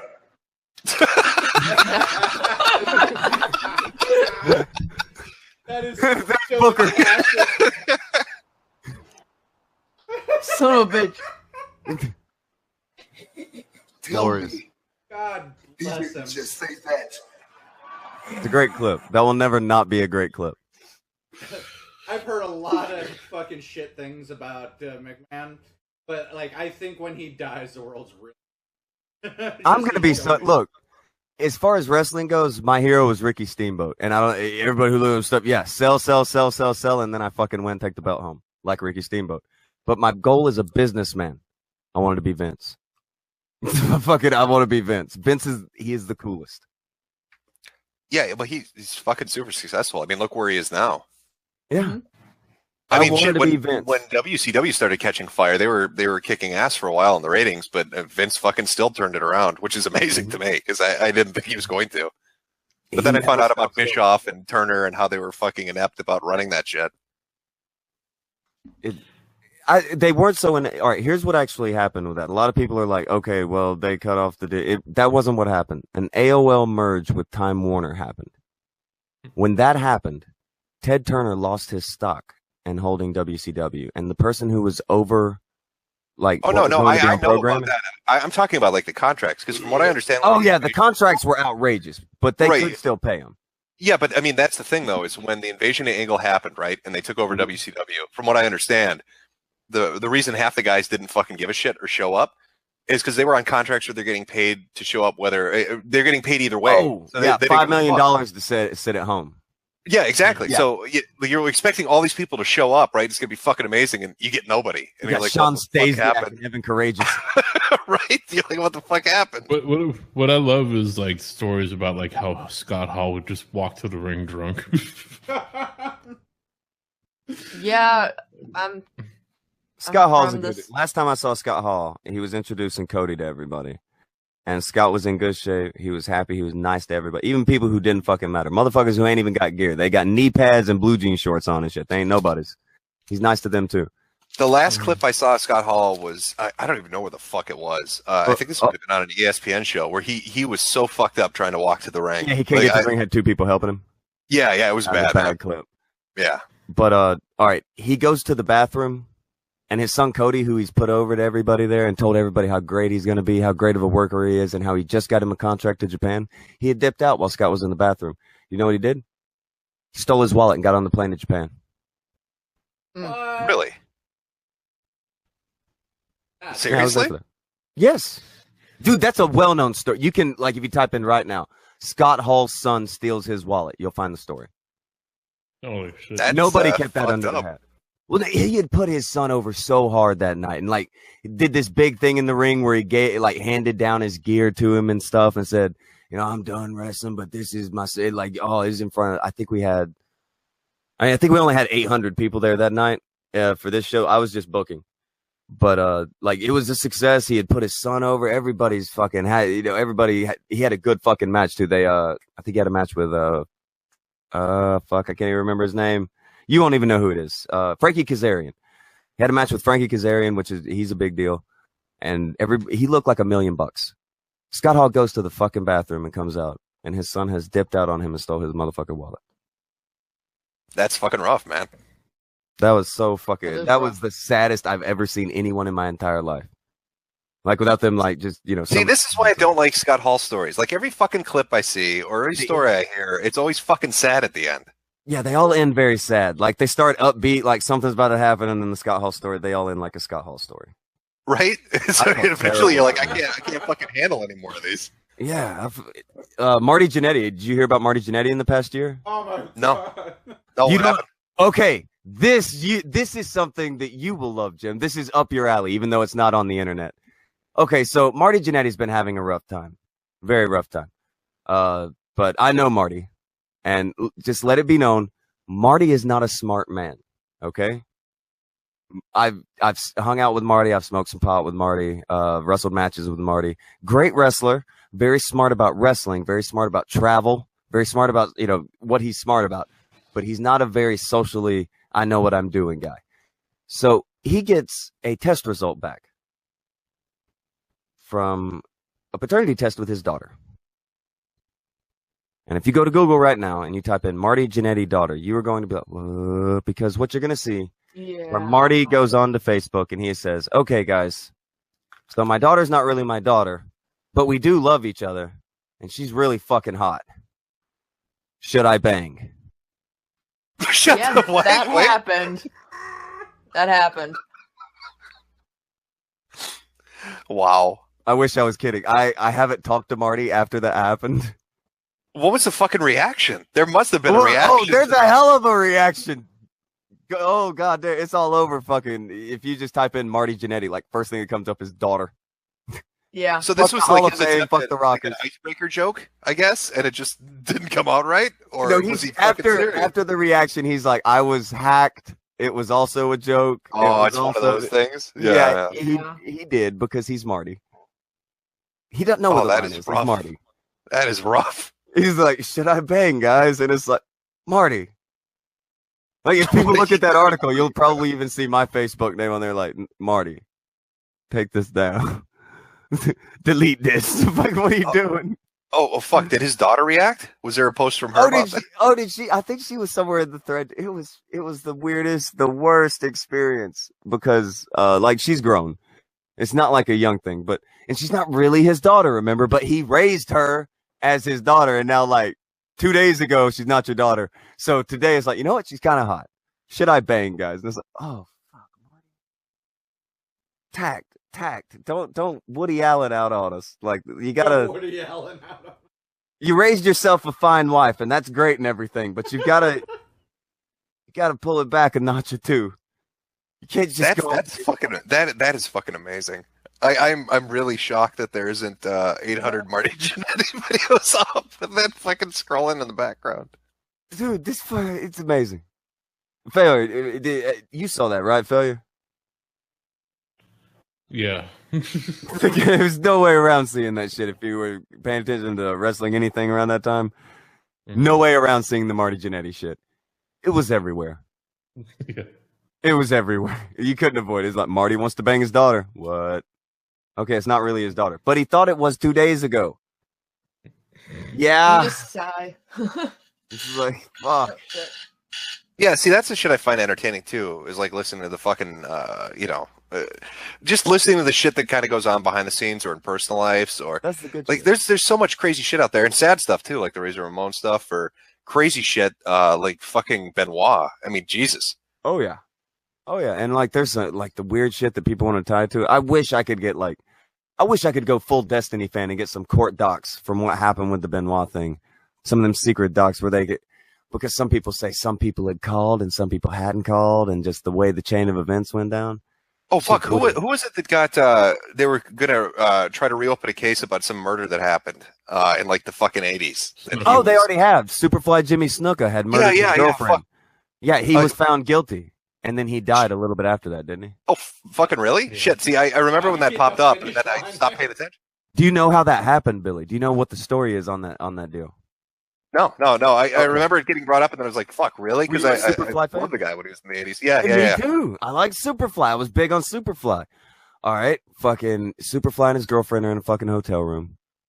Nobody knows exactly what happened here, so I won't even speculate. But here's what happened: she gets beaten the fuck up, flung out a window. Cops show up. When the cops get there, Vince McMahon is standing there, and he claims that Jimmy Snuka cannot speak English, and Vince McMahon speaks for him on all the police reports. Oh, so McMahon was protecting him, yeah?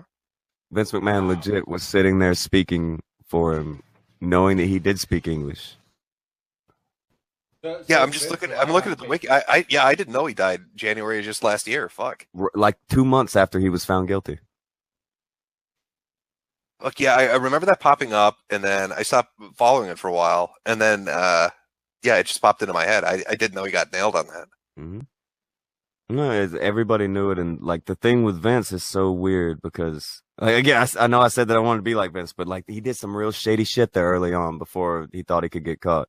Like I've even made a video about the weird sex scandal that happened right before the steroid scandal, which I'm pretty sure the steroid scandal was just like, fuck it, release this steroid scandal because this needs to go away. Because they were like bringing in little boys and shit to put the rings together, and like Mel Phillips, Pat Patterson, if you know who that is. Oh, see, don't kill my love of sports.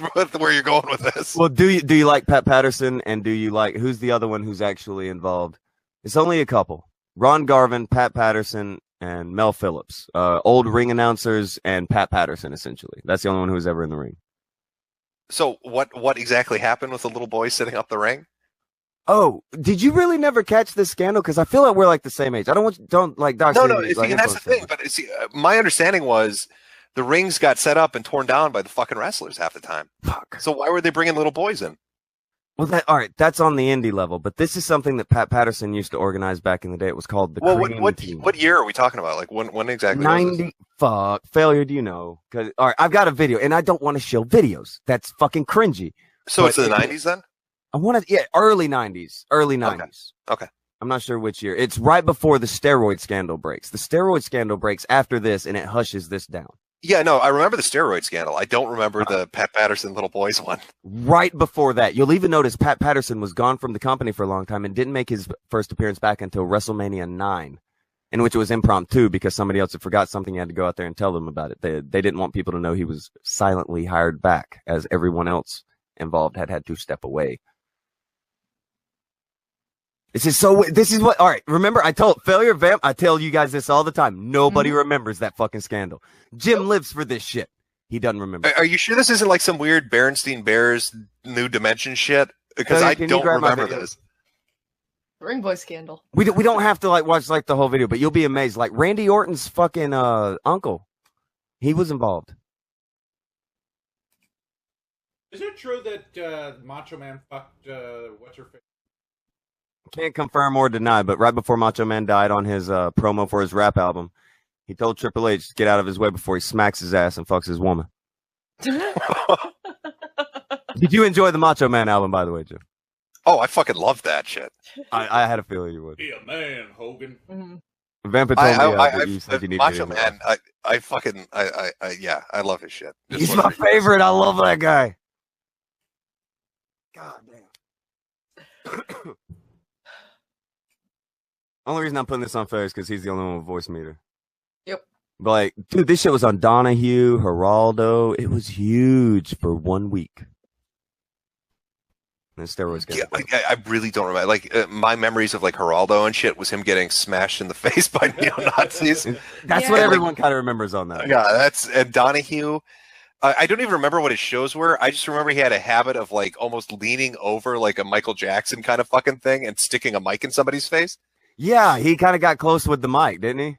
Yeah, he'd be like, and how do you feel about that? And then he'd lean over 40 feet to fucking get right next to him. It's really weird. He's a bit of a touchy-feely guy. He's weird. And he posted that weird nude. I love Morton Downey. That is one of the many inspirations for the Kumite. Dude, I enjoyed him until he tried to draw a swastika on his forehead backwards in a mirror. Did he? What? I missed that. God damn. It's great. I need that. I need to go find that one. Yeah, he's like, I've been the victim of a hate crime. They tattooed my face with a swastika, and then the reporters are like, why is it backwards? And he's like, what? He's like, what? He drew it fucking backwards like a schmuck. Because he's looking in a mirror. He did it in a mirror, so it was backwards. He's a fucking idiot. It was a terrible play. Have you ever seen the Morton Downey on whether or not wrestling is real or fake? Yeah. No, I don't think I've seen that one. That's the best. I watched a shit ton of. Watch that again. Oh, who the fuck was it? Richard Bay. Like nobody remembers him. He was great. He was so fucking mean, which is why I loved him. Like if he had like a fat chicks come onto stage, there'd be like an oinking sound that would play. Like he was fucking brutal with his guests. He would just mock them relentlessly for no reason. He would make people just mud wrestle for no reason. It's just amazing what he would get away with. Hey Jim, you're old enough. Maybe you remember this part of internet culture. Do you remember fat chicks in party hats? No, I don't remember fat chicks in party hats. That is old internet. That was like one of the like they had so many fat people on that website that they would email the website and then like he would put their like it was early on in the internet, so every time that these people would put pictures up on whatever Angel Fire or GeoCity, this guy would come along and like download the picture and then like put these obnoxious captions, and then like he would send emails to the people that he would upload the pictures of, and then they would send emails back to him, and then you would have these exchanges. If you get a chance, look up fat chicks and party hats. One of the greatest memes of like early. It's kind of like failure in his two buttholes. You're missing out. Yeah. I would have preferred to live my entire life without seeing that. I'm just saying. The first meme I remember on the internet, he ate my. That was the original fucking meme. Everybody was passing that around. Everybody had their own version of it. God damn, I'm getting. Yeah. Yeah, shit's changed, man. Yeah, it's definitely changed.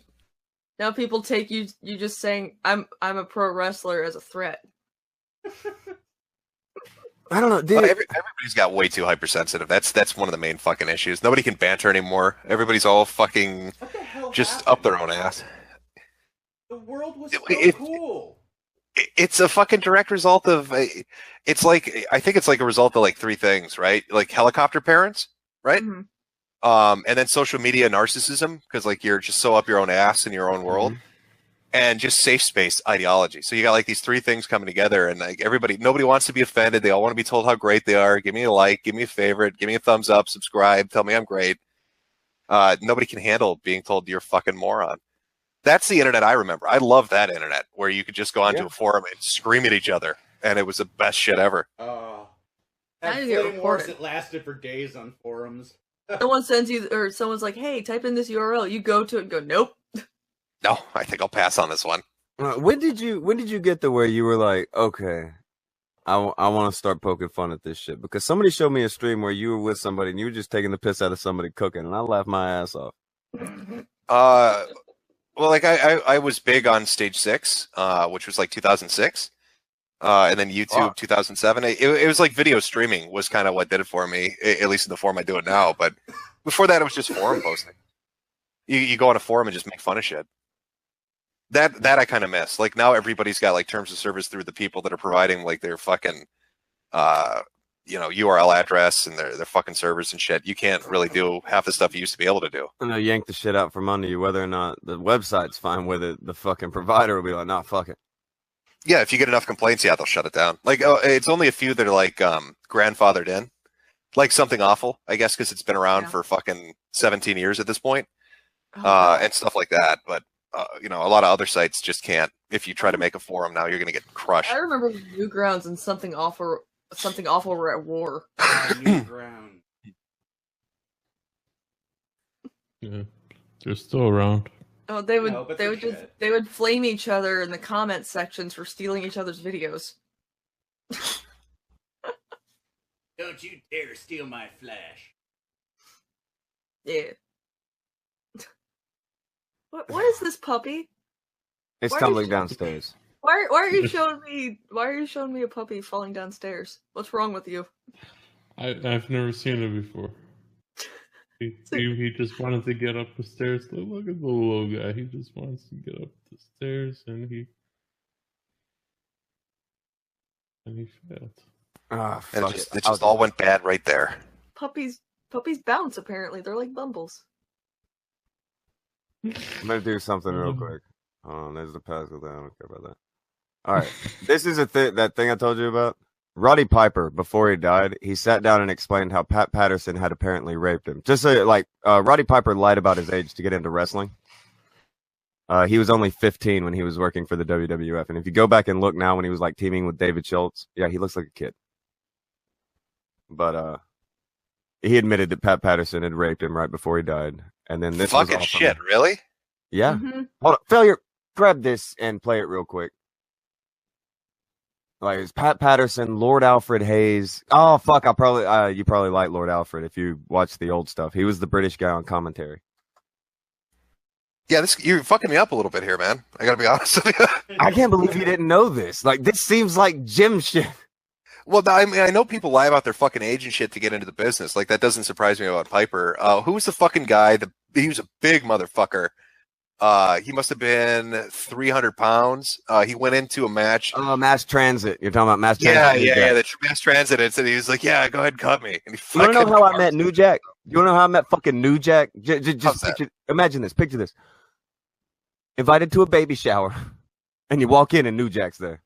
I was at a baby shower in New Jack. Or Jerome. He was Jerome there. And he kept telling everybody, he said, "I ain't New Jack there, I'm Jerome." God, I fucking read up on that guy too. Mass Transit did. Oh, he's dead. Oh yeah, Mass Transit's dead. I thought you were talking about New Jack. No, yeah, he died from a fucking gastric bypass or something. Yeah. Like a year after he lost his case against New Jack. New Jack ended up beating the shit out of an old man named Gypsy Joe in front of people in Tennessee while they're all, chanting "Hang the nigger." Like he's beating him in the head with the ball bat, and you can hear the ball bat binking off of the 80-year-old dude's head. New Jack is a bad motherfucker. There's also videos of him straight up just holding somebody in a guillotine choke and stabbing him over and over in the back during a wrestling match with some stabby. New Jack don't play. No, he's insane. I went into a baby shower and saw him and I was like, "Oh God, I don't need this shit in my life." Because they're like, wrestlers will be there. It'll just be some wrestlers. It's just some guys I know. Don't worry about it. Now, usually I'm like, well, what are the names? And I'm definitely like that fucking now. I don't want to walk up in a thing and be at a party with New Jack. I don't want to party with New Jack. I don't need that. I don't need that at all. No New Jack parties? Fuck no. But he seems so cuddly. Hey, I'll give you $1 to play like the first 30 seconds of that video that they'll put over there. It'll be that's the Ring Boy one? Yeah. It's Roddy Piper. I'll be honest with you. I'm probably going to watch it while I eat breakfast today. No. Okay. You know, like since I was 15, I've been in this business. And when you're young in this business, it can be very difficult. Were you forced to?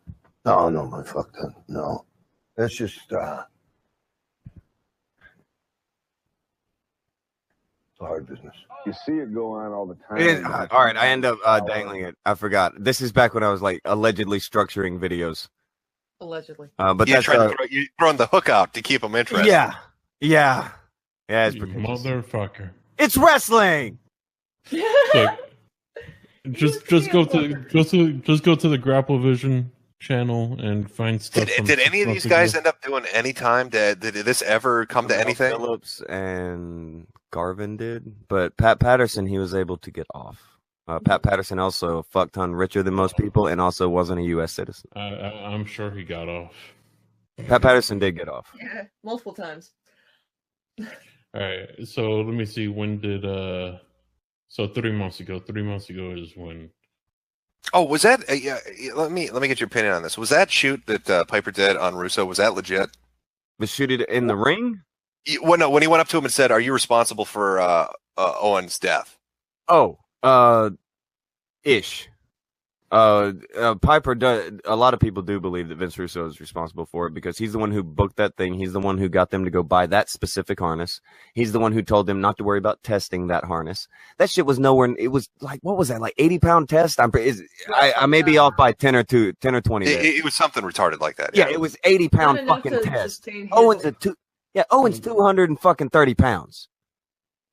Jesus Christ. Okay, Tommy Rich, my hero. That's a good one. I love Tommy Rich. He's a great man. I love Tommy Rich so much. Faggots. Gotta keep these homos out of the locker room, Billy. Mm-hmm. Oh, there's a Jim Cornette video. There we go, Tim Horner. Oh yeah, I've got a couple of Jim Cornette videos. I've got one where Jim Cornette explains a bunch of shoot incidents that happened back in the day. I also have John Travolta from when he was hitting on Kevin Nash behind the scenes in The Punisher. Yup. I was just trying to make funny wrestling videos. This was when I was taking care of my stepdad, and he was on oxygen and shit, and I had to like sit there all the time. So I was just on an iPad, and I was just like connecting videos together. It's not even fancy like video editing. It's just like clip, except for the Lex Express. If you know who Lex Luger is, Billy, yeah, you will love those. Those are the only videos I push like that because, yeah, those are wonderful videos. Somebody helped me make those. They're He great. actually kind of has a pseudo-religion. Lugerism. Hallelujah. Hallelujah. This video right here with the swastika is where... That's when I met Failure. I heard his channel got taken down. That's when I first even met who Failure was. I was already a fan of your channel. I was already subscribed.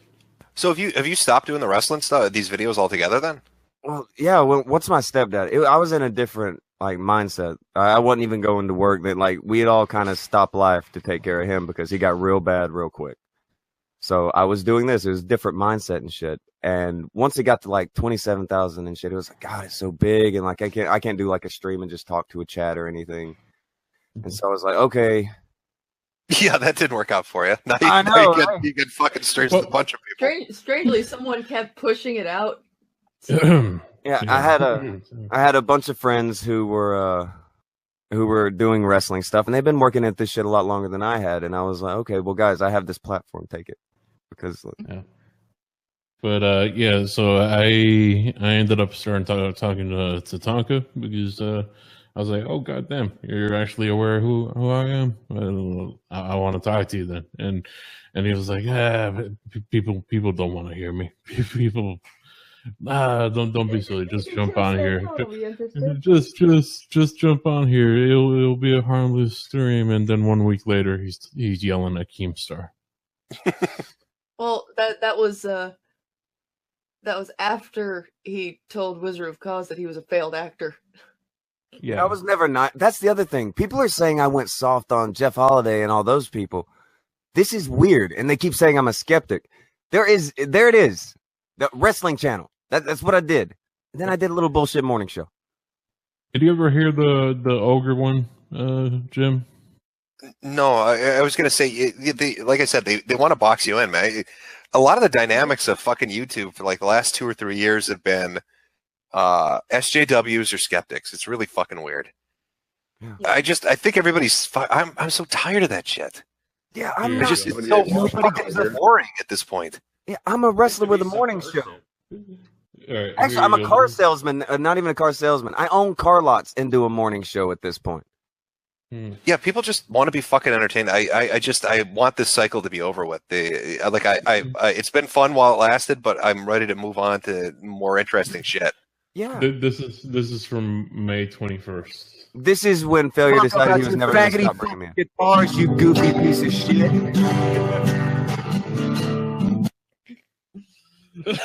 What the fuck is that? That's Ogre. That's the first guy who tried to dox me and was doxing Based Mama. Because, by the way, I used to know her, and like apparently he's trying to dox Based Mama and a bunch of other people in the chat and shit. And he was showing his dick to girls in like hangouts and shit. As soon as they go off air, he'd be like, "Hey, check out my dick." And it's just being weird to married, being a genuine piece of shit, threatening people with, I'll dox you if you make a big deal out of me doing that. Don't tell people how much of a piece of shit I am. Just everything bad about the internet. That is the best way to describe it. Now, how come nobody recorded him flashing his cock and then put it up? They on did. Like, No. All right, here's what's unfortunate, Jim. This is me very early in the game and being very, very brazen. He keeps saying, "Oh, well, that didn't happen. That didn't happen." I said, "Are you sure about that? Are you sure about that? If it happened, can I post it? Can I post it?" Guess what I posted, Jim? You posted his cock? Yeah, damn right I did. Both screenshots. Goddamn right. No. See, what I would have done is recorded it and then put some gay porn music on it and then uploaded it on like Pornhub and Xvideo. I think the guy who originally and then immortalized it forever. Well, I think we've still got it. I'm pretty sure we've still got it. There wasn't much to see. There really wasn't. I'll put it this way: he compared it to a Bic lighter to one girl. Yeah.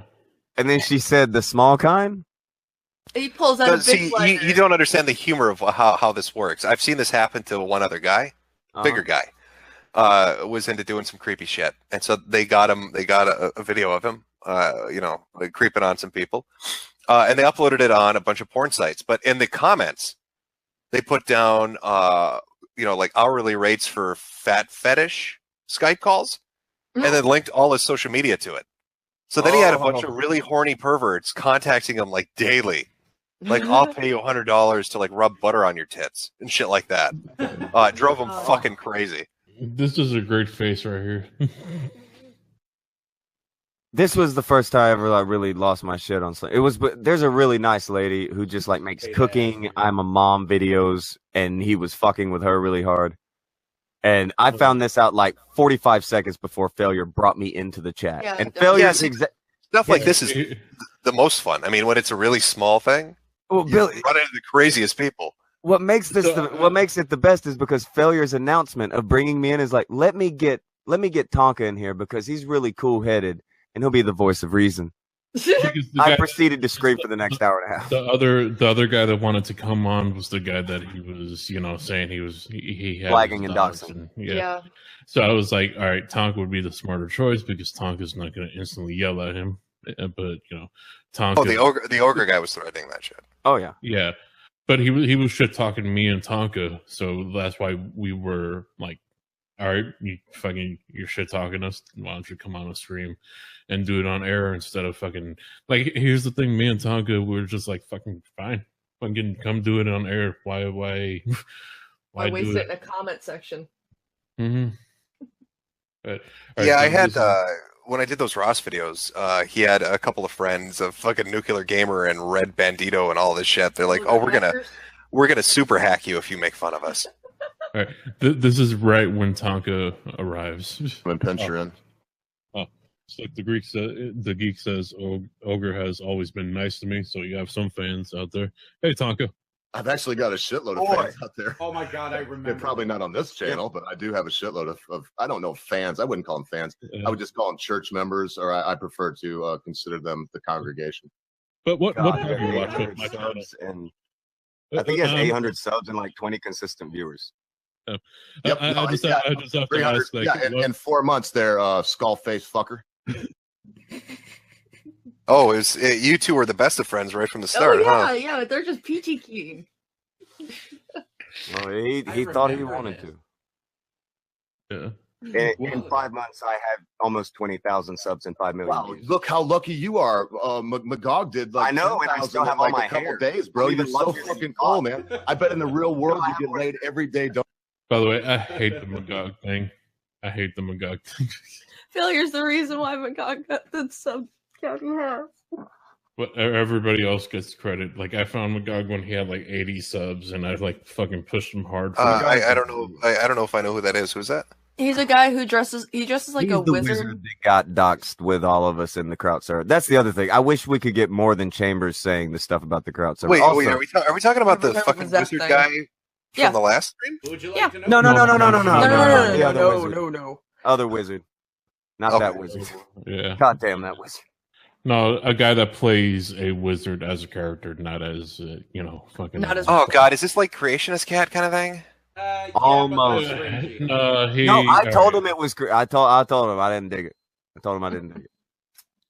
Oh god, the Marty stream. I'm a good dude, but I would punch a baby for $2 million. Really, of all the things you pick to show people, you go to all the like unfascinating. things. It's my god. Just to show him real quick of the dude and his fucking makeup and everything. You should have quit pushing McGOG. He has like 5 makeup? months ago. Yep.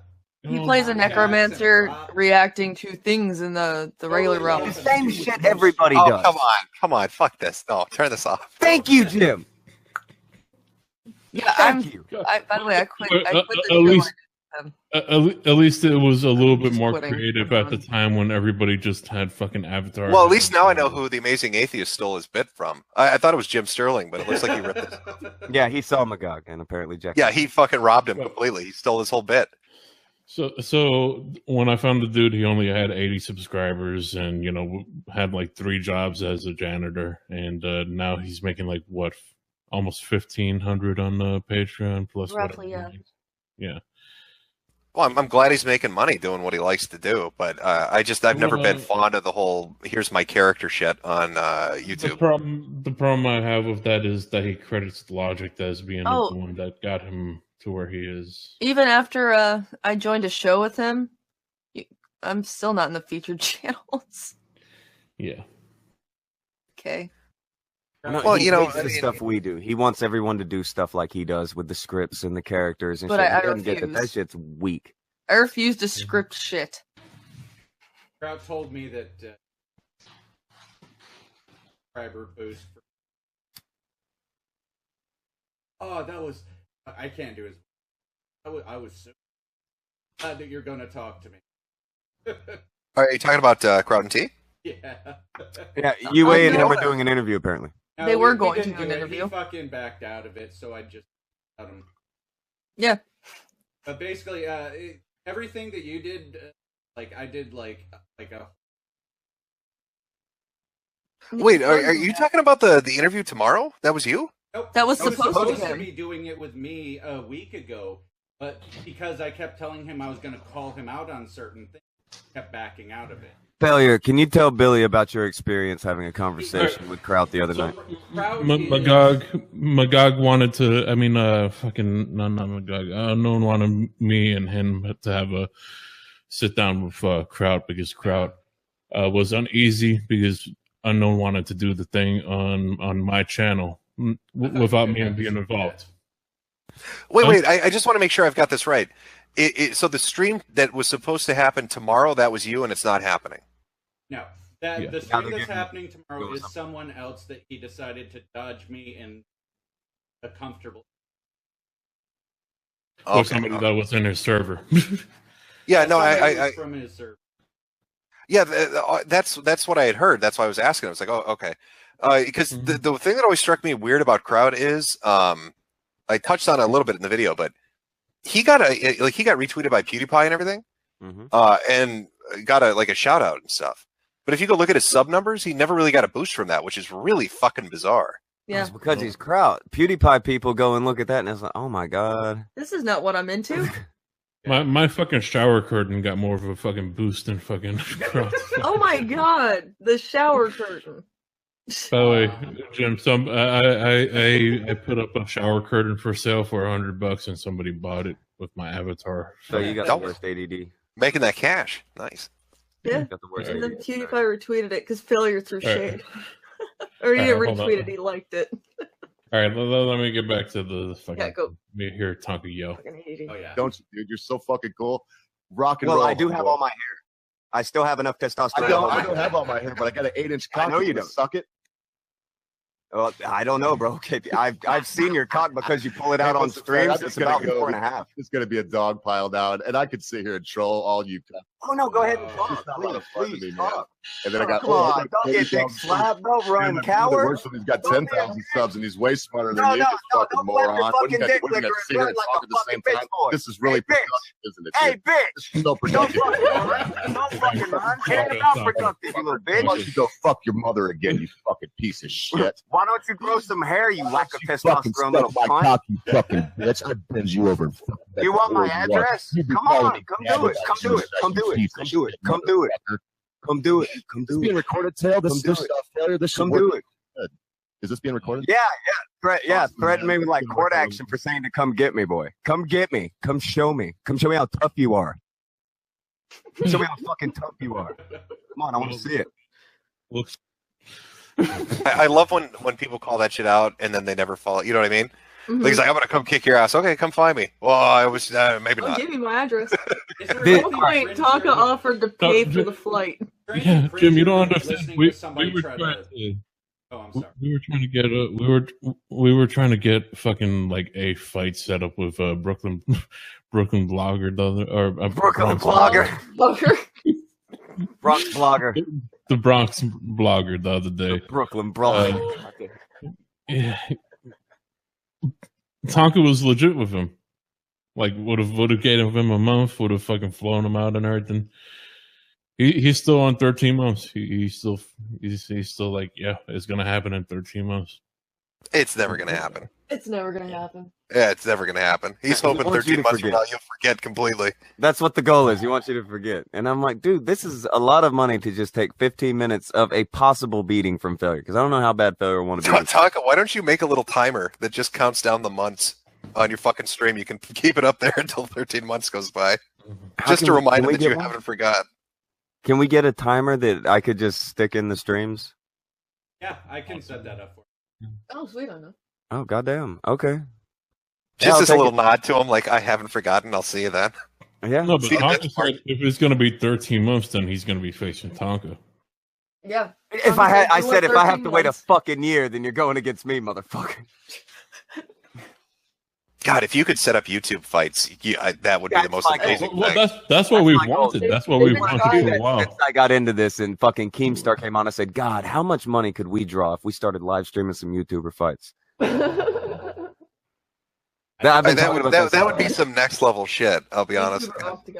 It is, and we're so close because we keep getting one person who's willing, and I know what that is. I know how fights work. I've been in this game forever and a day. One person's always going to be scared, and one person's always going to be confident because they just look at the size, especially when you're dealing with people who aren't trained. Mm-hmm. That's just how it is. You know, Mr. Repzion's going to look at a fucking, like even he'll look at Mundane Matt. Okay, I don't want to fight Matt because Matt's bigger than me. Mundane Matt looks at Johnny Fox. I don't want to fight him because the Bronx blogger has 3 inches on me. He's 6'5". Has 3 inches on you. He's 6'5". What was the problem? But he's the Bronx blogger. That's the problem. I can take all. I'm just somebody is eventually we're going to get 2 people to agree. It's going to happen eventually. Just make sure to throw the video up on Live Leaks because that'll stay. It'll be immortal then. Oh yeah. Yeah, well, we're gonna stream the fuck out of it. I mean, it's a sanctioned fight. You get like SFL has a thing with YouTube. They stream sanctioned fights. It's sanctioned. It's not gonna have no problems. Mm-hmm. I'll get it sanctioned. And I was picturing like a fucking street fight. That's what I thought we were talking about here. Well, if we go street fight, somebody's gonna do something stupid, and then that's what makes street fights so much more appealing. They are more appealing, and they will probably happen before or after they get there, because that's what I bet will happen. They'll bump into each other before they get there or after they get there. And yeah, I remember. You know who Mike Cernovich is on Twitter? I do. He kept challenging people to boxing matches, and nobody would take him up on it. And he finally was talking to some dude who was interested in it. I remember tweeting him and saying, "Why don't you pussies just have a fucking street fight? Why is it always this boxing match shit? Nobody wants to watch you box because I've seen internet boxing matches, and they're just awful. After watching Lotex and Uwe Boll box was just painful to watch. I just want to watch 2 people beat the shit out of each other. That's what I'm looking for. When I say sanctioned, I'm not looking for sanctioned boxing. I've never been in the boxing game, but I have a promoter's license in like 3 fucking states. That's why, in case you could tell, that's why I said Memphis specifically, because I can get shit rolling there quick. But like I would sanction a fight. It wouldn't be a boxing match. It would be a fight. But not necessarily a street fight. There's a lot of lawsuits can come out of this. Well, would you end it right away with somebody like the Bronx Blogger, or would you play with him? I'm not gonna lie, the Bronx Blogger is too big for me to play with. I don't want to do something stupid. Yeah, I would try to end him quick. I would try. Yeah, but if you end it quickly, how is Andy gonna read out those super chats while this is going on? That's a good point. Like somebody like Destiny, I won't lie, I would toy with him. It would look masochistic. It would be bad. Somebody like Vadim, I would fuck with him. It would be fucking bad. Somebody like Bronx Blogger, just based off of his size and not wanting to take the risk, I'd have to put him down quick because I'm not even gonna risk it. See, I don't know what the Bronx Blogger looks like. Is this just a big guy, or is this a big guy? 6'5" Shrek looking motherfucker. I don't think he can fight, but he's a big guy, and if I fuck up, he could get down on top of me, and it would be a whole lot to get out for. I wouldn't risk it. I'd put him down quick. Fuck, where is he? I don't remember what his fucking stupid ass name is. That's the thing. I'll be honest. Yes, I do treat fights with people bigger than me different than people smaller than me. 100% because I fight. Or I don't know. You'd be fucking stupid not to. Yeah. Exactly. This is the shit that idiots say. It's fucking, Bruce Lee can beat anybody. Bruce Lee was an actor. And he was flexible. Mm-hmm. And I'm sure he was good. I'm sure he was a shit kicker, but he was an actor. Fuck. Okay, you ruined the illusion of you being Danny. I'm in on this internet fucking fist fight shit. Fuck yeah. I put me down like for being on that roster. Somebody wants to if you get an Onision or somebody out there that's your account is suspended.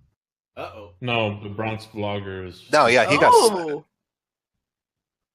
Oh, maybe he got flagged a bunch. By the way, motherfucker tried to call me. Motherfucker tried to call me a racist. He said a lot of really racist things. Hey, here's the funny thing, too, Metokur. Repzion spread my docs around and was like, "Oh, this is the guy who was threatening me."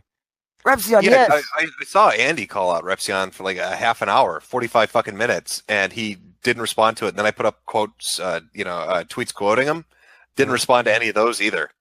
He completely dodged out on that conversation. He got called out. I had a DM conversation with him where he just fucking pussyfooted around. Well, no, it's not a dox because he's mean. That's what everybody's essentially boiling it down to. Not a dox because he's mean. Yeah, they're all going with the ethical doxing fucking bullshit. I'm fine with it. This person was mean. Ethics and doxing. That's ethics and doxing. That's their thing. Ethics and doxing. Ethics and doxing. That should have been the name of one of the videos in the crowd series.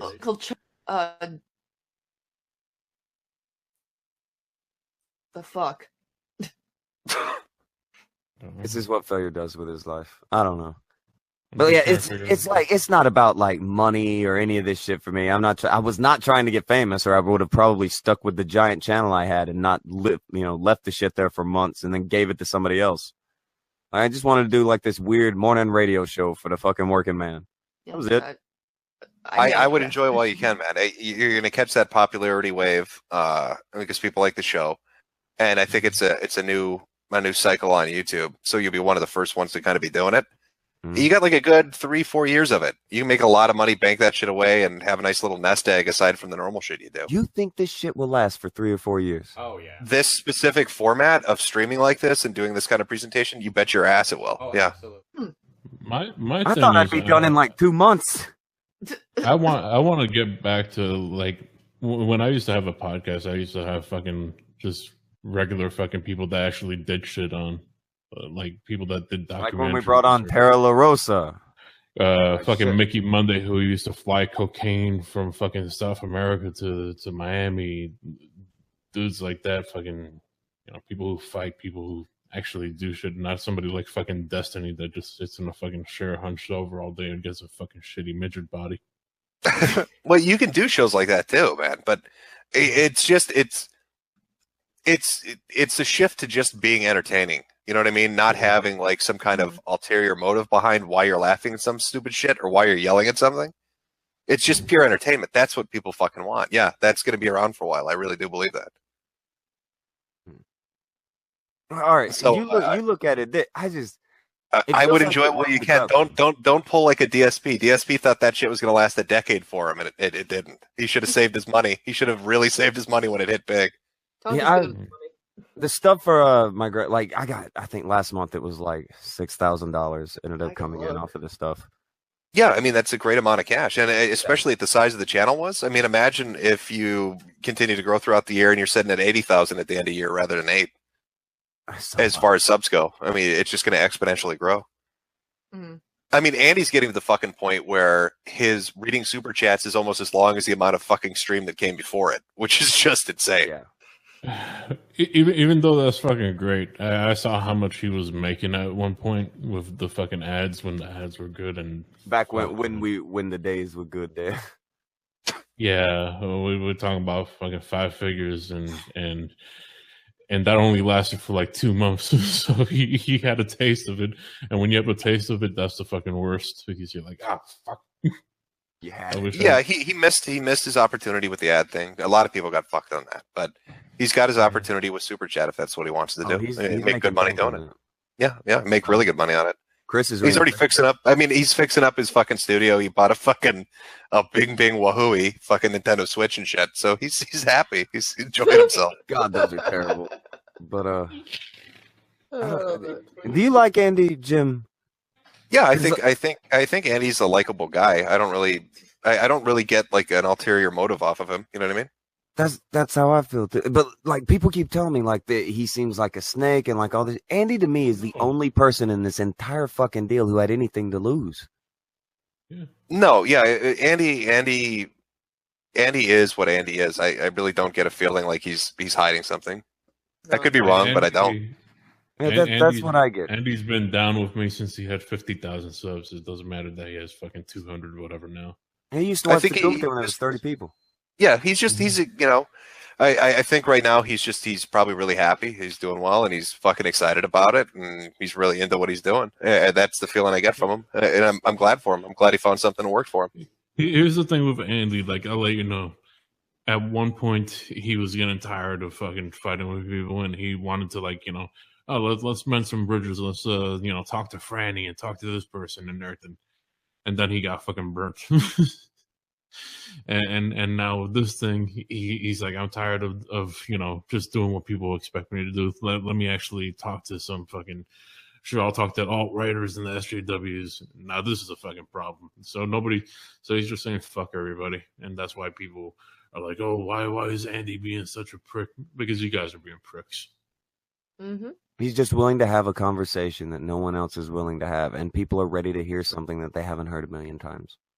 Well, yeah, and again, it goes back to people getting pissed off because their way of doing it isn't working. And the thing is, anybody could have done what Andy did. I mean, they could have used that same format. They could have taken that same approach, but he's the one that decided to do it. They didn't. That's what pisses him off. It's a really, like, with mine, like, I get a lot of shit, but mine is a really easy format. I talk for a minute, I read off a couple things, and then if 2 people want to fight, I let them. No, it comes down to showmanship, too. I mean, a lot of people that want to do that kind of stuff either have a fucked up voice, they don't have a good presence when they're talking, they're not quick-witted, they're not funny, they have bad timing. Like, that shit, which is natural to people that are used to having fucking in real life conversations with people, is missing from a lot of motherfuckers that use the internet. I mean, Andy's got a decent flow and stuff, but he's got a bit of a stutter and he can kind of get hung up on shit. I think that's why it works well when he's got like paired with like a co-host like JF. Yeah. Because they can bounce off each other. So there's no issue. The more different they look, the better the show feels to me. Yeah, and they're definitely different. What's that? I feel like I'm an Opie. You feel like you're an Opie? We have this conversation a lot. Failure never wanted to be the Opie, and he talks about this all the time. And he says he feels like the Opie. Do you feel like Failure's the Opie, Jim? Well, no. I mean, if you stab Tonka in the back, then you wouldn't be an Opie. Have you? Not yet, but I do torture him with things, and I do hang up on people. Since day one. Yeah. That wouldn't be anything new. No, the thing with Opie that like I said, that's always I can't wash that away. I hate when people betray each other. That fucks me up. It's one of the only things that fucks me up. And like I just feel like he threw him under a bus by not having his back. They were friends for a long fucking time too. Yeah, it's fucked up. It soured. It soured after a while, and they just fucking pretended to be civil with each other. But as soon as it went off air, they went each other's ways. And well, yeah, like I heard two or three blow-ups like within the last like 2 years of their run. You know what I mean? Where you could tell there was some fucking venom behind the shit they were saying. Yeah. One of my friends went into the studio one day, and she didn't even know what she was fucking. She was the spark of Jim and Opie having a fucking. When Esther Koo came in and said, "Hey, I talked to Anthony yesterday," and the fucking bomb dropped. Everybody's seen that argument. When Jim and fucking Opie are going at it about that, everybody's seen that one. But here's a little thing she was telling me. One day she was like, taking a picture for Instagram, like, "Hey, I'm here on the Opie and Jim show, blah, blah, blah." And all of a sudden, Opie took her to the side and was like, "You have to delete that picture. You don't have permission to take a picture of me." Fucking hell. Unless it's approved, yeah. Because he's really self-conscious about his image. Well, he was always more into the fucking social media shit too than Anthony was. Yeah. Like, I mean, I remember hearing shows and shit where he would talk about getting bothered by fucking people talking shit on Twitter. Well, Anthony argues with people, but he has fucking fun doing it. Like, yeah, that's the difference. He'll yell at you and then take a picture of him at a poker table to show, like, no, I'm actually just fucking having fun, and I'll still shit on you while I'm having fun.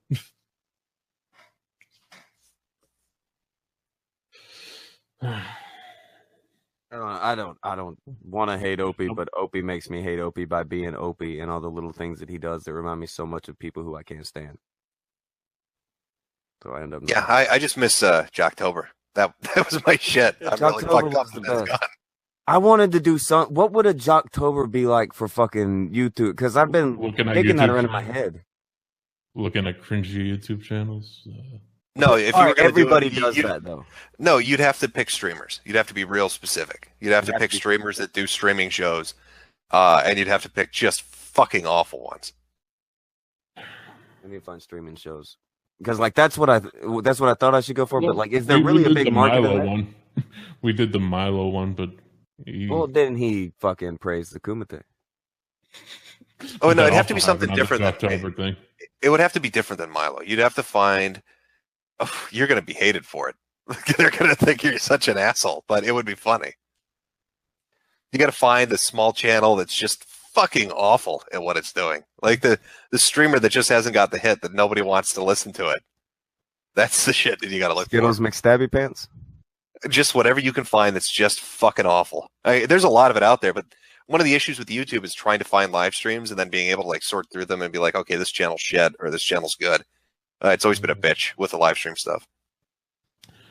Yeah, their live section is fucking garbage. Yeah, it's not like Twitch or something where it's easy to pop around and find something. Mm-hmm. I go through the live section right now. What does it have? I don't even know how to get there. Streaming site that I can go picked off. Yeah, good luck.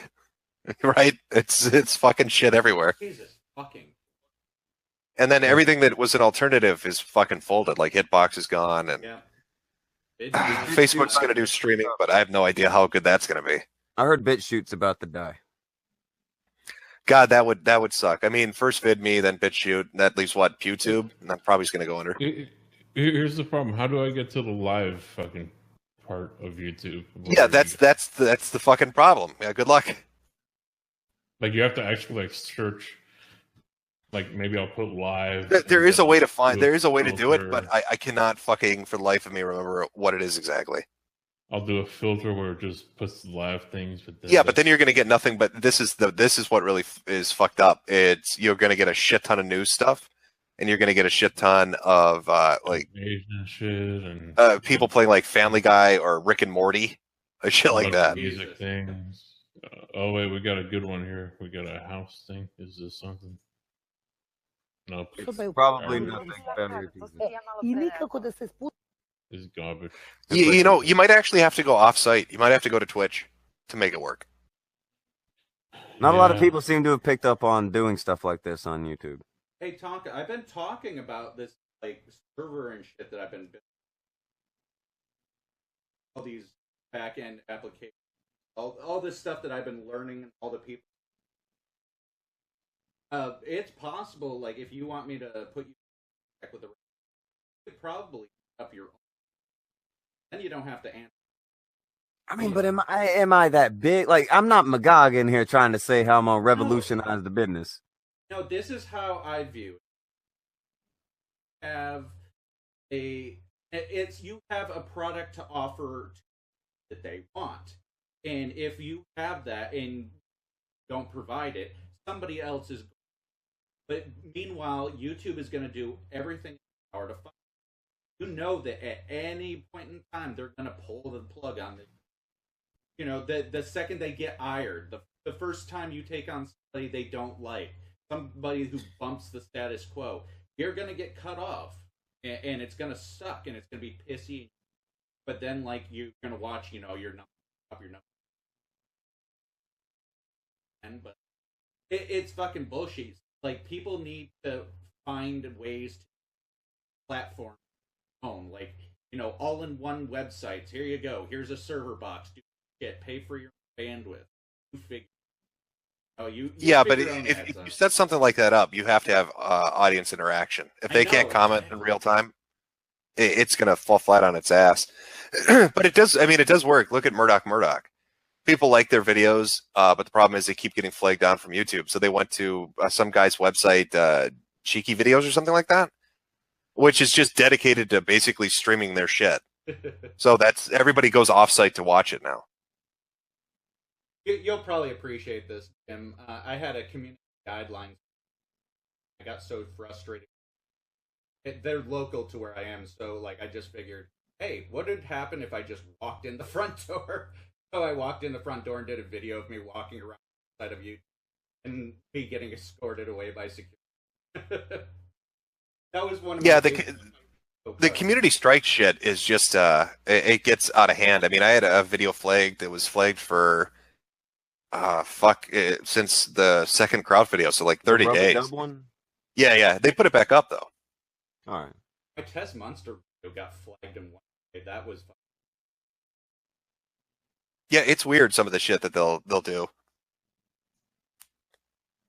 But I think they put it back up because at the very beginning of the video, it's Ross saying, "I'm going to flag that video no matter what. Fuck you, fuck you." So I'm sure the guy reviewing it was probably like, "Oh, okay, I get it." Did you have any experiences with that guy after that? All the video sagas that went on. Like, is he gone? Oh, so what happened with him was his grandmother took his computer away for like 4 months. He had to like go into therapy and do all this other shit. But then he came back and he went right back to his old Twitter handle and started talking shit again. Really? And then people jumped on his ass right away, so he deleted the Twitter. But then he started doing streams. And from what I hear, what ended up happening was that chick that believed him, you know, the one that was always, espousing his innocence. He basically was in a stream with her talking about like child porn fanfics that he wrote. And apparently that's the moment she realized, holy shit, he really is what everybody was saying he is. And she cut contact with him. Really? Yeah. Once she heard his stories, once he started talking about like rape fantasies with 7 and 8 year olds, she was like, okay, that's too much. Holy shit. I didn't know it went like I didn't know that's how that ended up going. Well, the guy was fucking nuts. I mean, in the follow-up video I did to that, he was in a stream where he's talking about like, yeah, you know what, I'm just going to go hurt little girls and I want to shoot up a fucking school and you know nobody's going to stop. Like the dude he's got some shit going on. The thing is, it reminds me of Nick Bates. Like nobody took him seriously, and then it turned out he was molesting his little sister for 8 years. Yeah. Oh, so far you're wrong about the Twitch. This stuff That'll is be pretty Destiny. good. I guarantee fucking Destiny will be. If he's that adamant concept of certain things should be legal, that entirety of have already said no. For real, he let little bits out, like the esports child porn rings. I remember that. I still think he should be the guy to break that story. Holy shit. He can't help but say shit because he thinks he's always right about shit. So you got to let him talk. The only reason I wasn't letting him talk tonight is I keep him distracted, and also wasn't really too keen on him saying any of my information over the time. Like, I can't. Yeah, no, I get it. You had a lot of shit dumped on you. You know, I get it. It's a normal reaction. Most people would react that way. Yeah. Muting him here is not like killing his free speech. Like he's like my free speech. No, it's fucking no. But just be aware, he's gonna try to bait your ass. He's gonna try to say shit to just intentionally wind you up because he wants his revenge for all the midget jokes. Oh no, I think he wants revenge because all the stuff that ended up coming out over that stream where the Guardian's feeding me information. I mean, you were there, and he ended up looking really fucking bad. He hates the Guardian, yeah. And that's turned into an interesting hate for me. And he wants to pretend he doesn't have it. That's fine. You know, the next time you end up on a stream with him, you should bring the Guardian on. Because he legitimately fucking hates him. Is it because he's the one who had found all that shit for the Naked 8 video? Yeah, it's that, and I just think Guardian just personally dislikes him because he just doesn't like him. So, and he always is throwing out like super chats talking shit about Destiny wherever he shows up. He knows that Destiny argues really dishonestly. He knows how he plays this game. He knows what he did to Aiden, where he's trying to fucking get her to cease and desist on things that are demonstrable. Yeah, 2018 is off to a hell of a start, man. I mean, it's been wild the last month and a half to 2 months with just all the shit that's going on. It's fucking weird. I didn't think I would ever be in a YouTube sphere. I thought I'd be talking to my 30 fucking people for years, you know, like everybody else does. Mm-hmm. Yeah, well, I mean, just do the shit you like. I think that's why the show works. Is you're doing what you feel like doing. I don't really know how to react to it and stuff. So you probably shouldn't play into the family. I won't be saying anything else about that. Because you're right. No, I'm just that's basic shit, man. The more you react, the more they're going to ride you. Anything you show weakness towards, they're going to attack. Absolutely. If you say this bothers me, they're going to be like, oh, that's what we're going to do to fuck with them. That was pretty fucking basic. I don't know. There was with all the like people show me like screen caps and everything. Like I'm looking through like 90 things at a time. Even with the Twitter gone, now everybody's bombing the shit out of fucking my Discord trying to tell me different things. And hey, I found this. Hey, I found this. And Vamp's getting things in archive because their story, like it's mad obvious how it went down. Like they made it really obvious by like Zeph being too stupid to not give it away like 2 days earlier. Yeah, I mean, if you can verify it's legitimate through like an archive or something like that, that's fine. But yeah, you're going to get a bunch of people that are going to intentionally feed you false information to get you to talk about it and make an ass of yourself. That's going to be the goal. All right, Vamp, who gave you the first archive stuff? Like, that's a great point. Like Vamp's dealing with most of it. Yeah, I mean, all you got to do is just look at the account. Who's it following? How old is it? What is it like? Is it related to any other fucking account that is related to somebody that wants to fuck with you? Just basic look into what you're getting is all you got to do. Yeah. It's the fucking... You're involved in internet wars, Tonka. Apparently. Like, I'm not good at internet wars. Yeah, it'll eventually fade. It'll be hot for about a month, and then people will move on to something else. You just got to ride it out. Yeah. That's what... I'm going to try it. I'm going to try it. It's just fucking... Like, I don't know. What would I even have if I did fucking get, like, anything archived? I would just be like, it's definitively them. I'm not sure. No, like, you'd have it for yourself. And then if you ever needed to bring it up, you could be like, no, I mean, this is what happened. Here's the fucking archive of that conversation, which links to this, which is archived, which links to this, which is archived. So it's not my speculation. It's right there. You can look at it. Well, Vadim saw the IMDB archives earlier, and he's, oh. And had to admit that he was wrong finally. But then he wants to turn him by the end of the stream, and he's just still being smug and full of shit.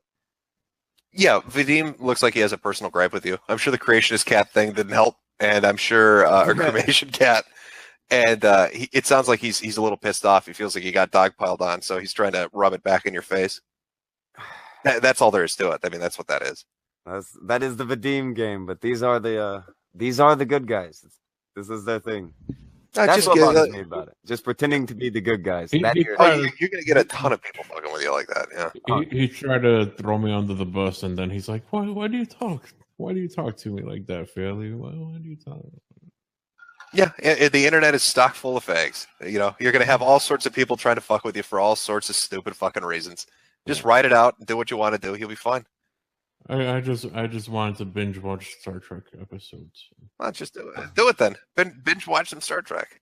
Yeah, you should. I couldn't because somebody put on alien porn on COG's channel and he got a strike, so now he can't stream anymore. Then the couldn't stream half. So he's got to wait 3 months for that shit, huh?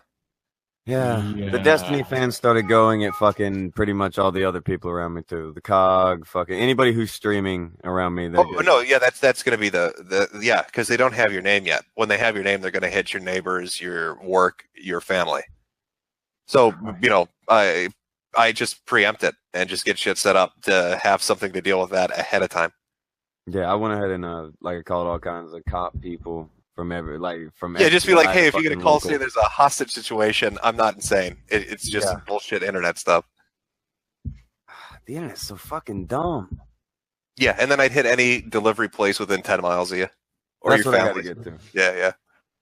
I gotta get to the restaurants and stuff. You brought that up earlier. You're right. I got the law enforcement. I guess it depends on how much they want to fuck with you. I mean, the other things they might do are put up sex worker ads for you up on Craigslist, back pages and shit like that. You might get hundreds of boxes and a bunch of Korans and people coming over to tell you about the word of the Mormon church and shit like that. I've done that one. Yeah, there's a lot of stuff like that it might get sent your way, but that's relatively harmless. It's the delivery shit where you're getting charged money or the cops busting your door down to shoot you. That's the kind of harsh shit. Yeah, innocuous shit's what the fuck. It happens. The fucking people are gonna be goofy. It's even the fucking bunch of food delivery. That's gonna be irritating, and it's gonna cost a little bit, but not a big deal. It's that SWAT shit. And it bothered because of that fucking story where they went to the wrong fucking house and killed people that didn't even know what the fuck was going on.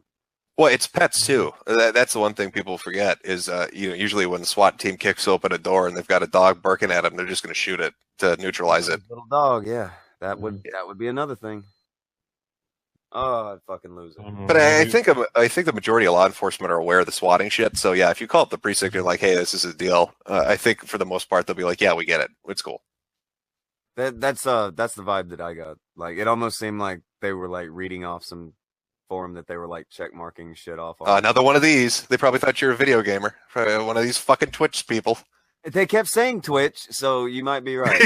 yeah. They probably have just a form that they have for this kind of shit where you put in a little database gimmick.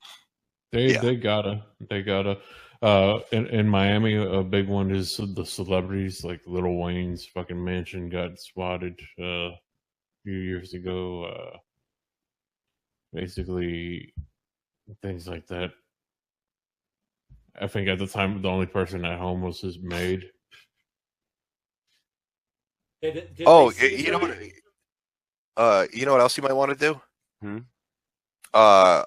I think White Pages. You can contact them because they don't know your name yet. So you might want to check White Pages out, see if your name and address and number are listed. I've already done that for him. Okay, yeah, and remove it. And I went through and did his immediate family members as well. Yep, that's a good one. My family members aren't connected to me, whatsoever.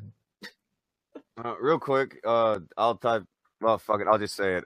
If you can, try to. Well, no, I won't do that.